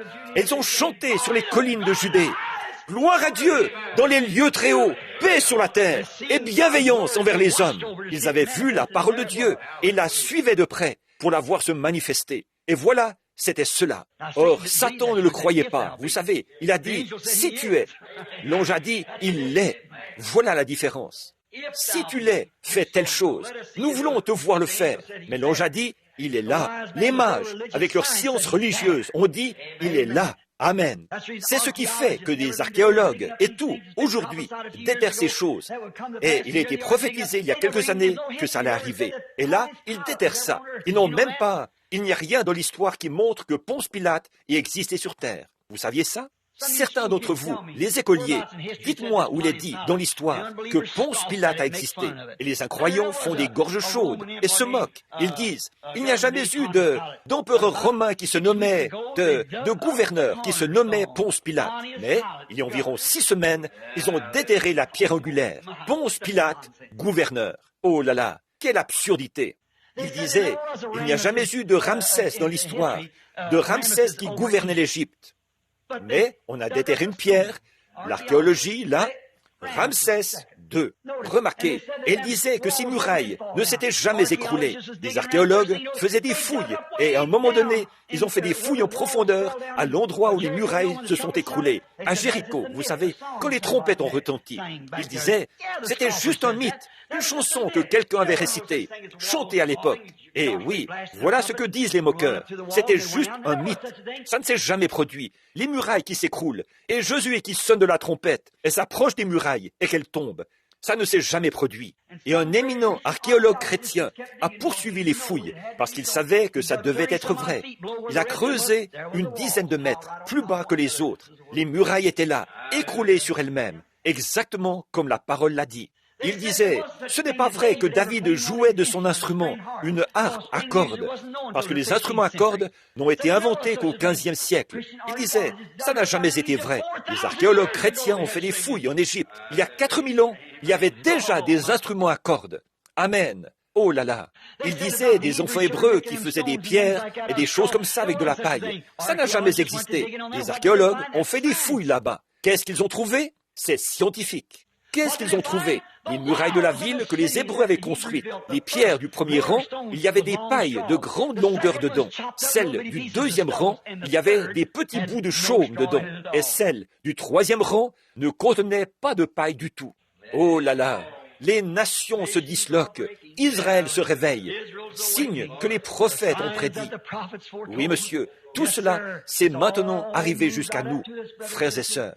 Pourquoi donc, au cours des dernières années, le monde du cinéma a fait des choses qui n'avaient jamais été faites auparavant? L'histoire des 10 commandements par Cécile DeMille est passée à l'écran. La vie de Jésus-Christ dans Ben-Hur est passée à l'écran. Le grand pécheur, la conversion de Pierre est passée à l'écran. Et toutes ces productions religieuses que le cinéma a refusées et salies et rejetées. Mais malgré cela, Dieu, par sa grande puissance, on fait la diffusion sur une grande échelle. Maintenant même, ces choses qui ont été dites il y a quelques années, moi, un humble petit serviteur de Dieu, j'ai dit, il y a eu une lumière qui était là, qui m'a parlé et qui m'a annoncé les choses que je dois faire. Les gens ont ricané en disant, il n'a pas toute sa tête. En voilà la photo. La science l'a prise. Elle est là. C'est la vérité. Je disais, cette femme est recouverte de l'ombre de la mort. Ils ont dit, une ombre? Voyons, c'est absurde. C'est une invention de son esprit. C'est sur photo. Dieu fera crier les pierres. Il peut faire ce qu'il veut. Jésus, l'opprobre à cause de la parole. Le divin Fils de Dieu se tenait là. Emmanuel. Quel opprobre. Il s'est laissé lier par les pécheurs incroyants, cracher au visage, arracher des poignées de barbe et mettre au défi de réagir. L'opprobre à cause de la parole. Oui, quoi? Afin d'accomplir la parole du Père. Oh, mais rappelez-vous, il doit subir l'opprobre de la mort. Dieu, lui qui ne peut mourir. Pourtant, il était le seul qui pouvait mourir pour sauver un pécheur. Aucun autre, aucune deuxième personne, aucune troisième personne n'aurait pu le faire. Dieu lui-même était le seul à pouvoir le faire. Et il était là. Il disait, personne n'est monté en haut, si ce n'est celui qui est descendu d'en haut, le Fils de l'homme, qui est maintenant dans le ciel. Amen. Ils ont dit, nos pères ont mangé la manne dans le désert, et ils sont morts. Il a dit, et tu dis que tu es le pain de vie? Il a dit, avant qu'Abraham fût, je suis le pain de vie. Je suis. Ils ont dit, tu n'as même pas 50 ans, et tu dis que tu as vu Abraham? Il a dit, avant qu'Abraham fût, je suis. Et ensuite, il s'est laissé lier par les pécheurs, lié par l'Église dénominationnelle. Vous vous rappelez, au dernier jour, cette riche Église de Laodicée, ils l'ont même mis à la porte de l'Église. Vous voyez où c'en est maintenant? Vous voyez pourquoi je crie contre ce système? Pourquoi est-ce que Jésus s'est laissé lier par les pécheurs? C'était pour accomplir la parole, pour amener un opprobre, que Dieu meure. Il fallait que Dieu meure. Il fallait qu'il soit en chair pour pouvoir mourir. Et Jésus savait cela. Il le leur a dit. Il a dit, détruisez ce temple et je le relèverai. Pas que quelqu'un d'autre allait le relever. Je le relèverai. En 3 jours, je le rétablirai. Allez-y, détruisez-le, je le relèverai. Comme Jonas a été 3 jours et 3 nuits dans le ventre d'un grand poisson, il faut de même que le Fils de l'homme soit dans le sein de la terre. Et ils n'ont même pas compris. Voyez, un opprobre à cause de la parole. C'est ce qu'il était. Alors, objet de moquerie jusqu'à la mort. Pour ressusciter pour la vie éternelle, il devait d'abord être mis à mort pour pouvoir ressusciter à la vie éternelle et amener tous les autres êtres humains de la même forme que lui à la vie éternelle, tous ceux qui l'accepteraient. Voyez, il s'est fait humain, il s'est fait parent rédempteur, et il a dû subir l'opprobre de toutes les moqueries et les railleries, tout comme ses compagnons de service l'avaient fait avant lui. Comme Moïse, comme Noé, comme tous les autres ont subi ces moqueries. Lui aussi a dû subir ces moqueries. Pourquoi? Il avait la parole, et il était la parole. C'est pour cela qu'ils se sont moqués de lui, se sont moqués plus que jamais. Il était divin, et il était la parole elle-même. Alléluia! C'est ce qui faisait de lui ce qu'il était.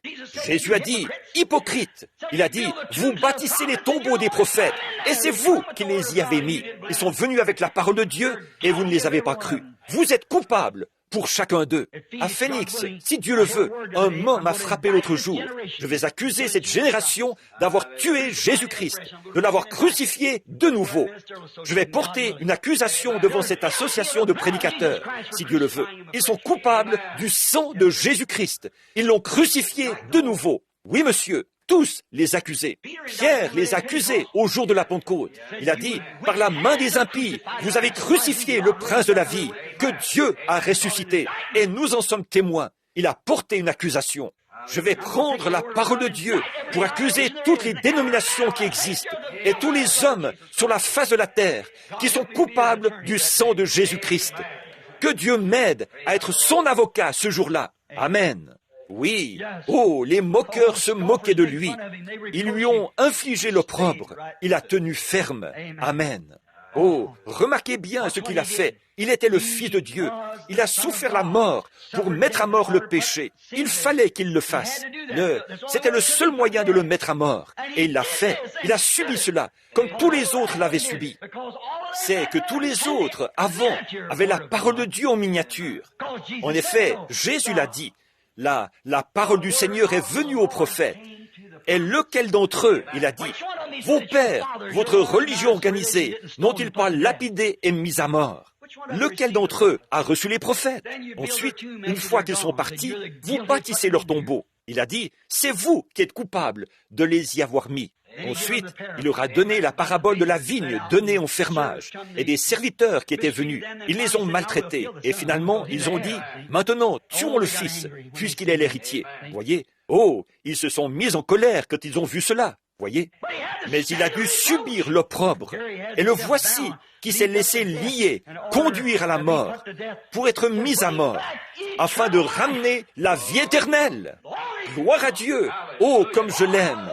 Ramener la vie éternelle et ressusciter tous les fils de Dieu qui, au long des âges, se sont tenus à la parole et ont supporté l'opprobre. C'est vrai.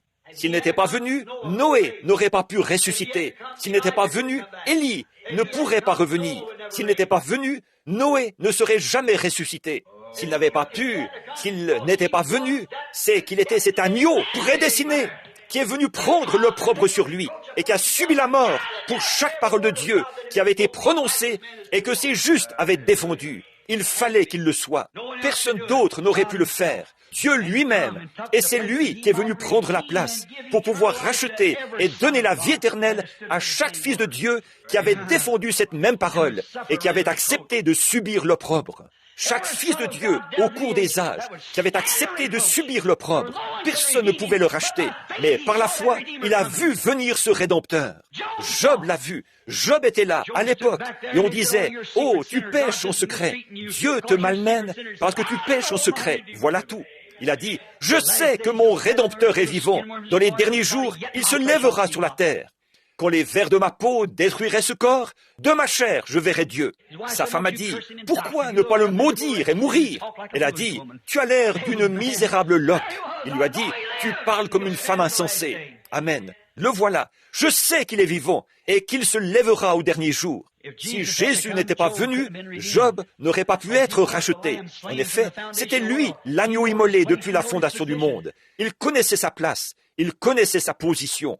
C'est pour ça, Marie a reconnu cette position ce jour-là, quand elle est sortie là. Il a dit, si tu avais été ici, mon frère ne serait pas mort. Il a dit, ton frère ressuscitera. Elle a dit, oui Seigneur, à la résurrection. C'était un bon garçon. Jésus a dit, mais je suis cette résurrection. Crois-tu cela? Elle a dit, oui Seigneur, je crois que tu es le Fils de Dieu qui devait venir dans le monde. Il a dit, où l'avez-vous enterré? Oh, voilà! Elle a reconnu ce qu'il en était. Pour cette petite femme-là, ce n'était pas que des morts. 7 démons avaient été chassés d'elle. Elle connaissait la puissance de Dieu, qui avait pu enlever d'elle tout l'orgueil et le stress, qui avait pu enlever d'elle cet esprit égoïste de collégienne et faire d'elle une nouvelle créature.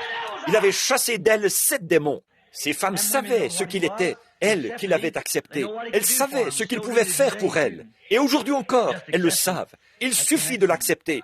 C'est ce qu'il reste à faire. Le voilà. Elle a dit cela. Et vous savez ce qui s'est passé. Oh, tous ceux qui allaient souffrir pour cette même parole, il est mort pour cette cause. Il était le seul qui pouvait mourir pour cela, car il était la parole. Il était la parole manifestée. Tous les autres avaient eu de petites immersions partielles, mais là, en lui, c'était la plénitude de Dieu. Il est le même aujourd'hui. Hébreux 13:8. Jésus-Christ le même hier, aujourd'hui et éternellement. Écoutez, je termine là, vraiment. Je vais terminer, il le faut. J'ai dépassé l'heure de beaucoup. Il n'a jamais écrit un seul mot. L'a-t-il fait? Jamais il n'a écrit un seul mot. Pourquoi? Il était la parole. Qu'est-ce qu'il était? Les paroles qui avaient déjà été écrites, il était la manifestation de cette parole. Gloire! Là, je me sens bien. Il était la parole. Il n'avait pas besoin d'écrire quoi que ce soit. Il était la parole écrite, manifestée. Gloire à Dieu! Il est le même aujourd'hui, hier, aujourd'hui, éternellement. Il est la parole manifestée. Vous dites, c'est vrai, frère Branham? Regardez Jéhovah, là, qui soufflait pour assécher un passage entre les eaux, là-bas, pour faire un chemin, afin qu'Israël puisse traverser à pied. Regardez Jéhovah en chair, qui dit, silence, tais-toi, quand les vagues battaient les côtes, dans la tempête, et que le diable agitait tout, comme ça. Il a dit, silence, tais-toi, et ils lui ont obéi. Les vents et tout, il était Jéhovah. Amen. Ce Jéhovah qui pouvait se tenir là, à l'époque, et faire tomber quelques gouttes de rosée là-bas, qui tombaient à terre et devenaient du pain pour nourrir un peuple. Il s'est tenu là. Il a pris 5 poissons, ou 5 petits pains et 2 poissons, et il a nourri 5000 personnes. Il était la parole. Amen. Amen. Il est la parole. Il sera toujours la parole. Et moi et ma maison, nous servirons la parole. Je désire le voir face à face. Et chanter pour toujours sa divine grâce. Dans les rues pavées d'or, élever ma voix. Mes soucis sont finis. Je suis à l'abri. Oh là là, oui, portez l'opprobre de la parole. Il y a un opprobre qui accompagne la parole.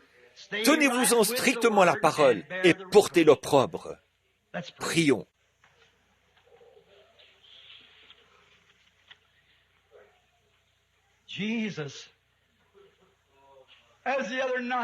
Jésus, comme l'autre soir, Seigneur, j'ai crié, « Oh, Jésus, que veux-tu que je fasse? Qu'est-ce que je peux faire, Seigneur? » En voyant ces choses et en sachant dans quelle heure nous vivons, qu'est-ce que je peux faire, Seigneur? Qu'est-ce que je peux faire? Je prie pour ma petite église ici, Seigneur. Je repense aux petits oiseaux de la vision, les choses qui se sont passées. Et les autres oiseaux, là, c'était de grandes choses. Mais de ceux-là, il y en avait 3 rangs, Seigneur. Mais quand ces anges sont arrivés, il ne restait plus d'oiseaux. Ces petits messagers étaient merveilleux, Seigneur. Mais je crois qu'il y a quelque chose qui est sur le point d'arriver. Qu'il en soit ainsi, Seigneur. Façonne-nous et forme-nous comme tu le veux. Nous sommes l'argile. Tu es le potier. En cette veille de Noël, Seigneur, nous sommes reconnaissants pour le don de Dieu, pour ce que Dieu nous a donné, bien que ce soit, nous le croyons dans notre cœur, une superstition païenne, ce jour de Noël qu'ils ont essayé d'arranger et dont ils ont fait une sorte de messe, une messe pour Christ. Mais nous ne venons pas dans la veine du Père Noël, des sapins de Noël et des décorations, mais nous venons au nom du Seigneur Jésus pour adorer le Dieu du ciel qui s'est incarné, qui est devenu chair comme nous et qui a habité parmi nous pour nous racheter et qui a subi l'opprobre du nom, qui a subi l'opprobre de la croix, laissé une institution mondaine mettre à mort Emmanuel, afin qu'il puisse nous conduire à la vie éternelle. Qui sommes-nous, Seigneur? Qui sommes-nous pour fuir l'opprobre? Ô Dieu, fais de nous de vaillants soldats. Je te remets ces paroles, Père. Elles étaient peut-être un peu décousues, car je suis fatigué, et là. Mais, Père, récompense ces gens pour être restés assis à écouter, et que la puissance qui a ressuscité notre Seigneur et qui nous l'a présenté comme sauveur en ces derniers jours, qu'elle fasse que chaque esprit ici, Seigneur, perçoive vivement combien la venue du Seigneur Jésus est proche. Qu'il en soit ainsi, Père. Guéris les malades et les affligés qui sont parmi nous. Pense les cœurs brisés. Seigneur, nous avons traversé tellement de choses. Mon cœur porte tellement de cicatrices, Seigneur. Des durs combats. Je suis un vieux combattant. Aide-moi, Seigneur. J'ai besoin de ton aide. Peut-être que tout cela, cet entraînement, a rempli un but. Je l'espère, Seigneur. Aide-moi, ô Dieu, et aide cette Église. Bénis-nous tous. Bénis les petits enfants. Je pense à tous ceux aujourd'hui, les petits, les pauvres petits, qui ne recevront rien là-bas. Je te prie de les accompagner et de les aider. Donne-leur la vie éternelle, Seigneur. Voilà le cadeau de Noël que nous voulons. C'est la vie de Jésus-Christ, qu'elle règne et gouverne dans mon cœur. C'est ce que je veux, Seigneur. Bénis-nous tous maintenant. Nous te remettons ces paroles. Qu'elles tombent là où elles tomberont, Seigneur. Partout où il y aura un cœur ouvert. Qu'elles apportent un glorieux moment de salut. Au nom de Jésus. Amen. Tous ceux qui, combien l'aiment. Pourquoi t'ont-nous pressés, d'ailleurs? Oh, je l'aime. Seigneur, que veux-tu que je fasse? N'oubliez pas les réunions de ce soir. Vous savez ce que Noël signifie maintenant? Oh, mon cadeau de Noël, c'est ceci. C'est ceci, cette parole.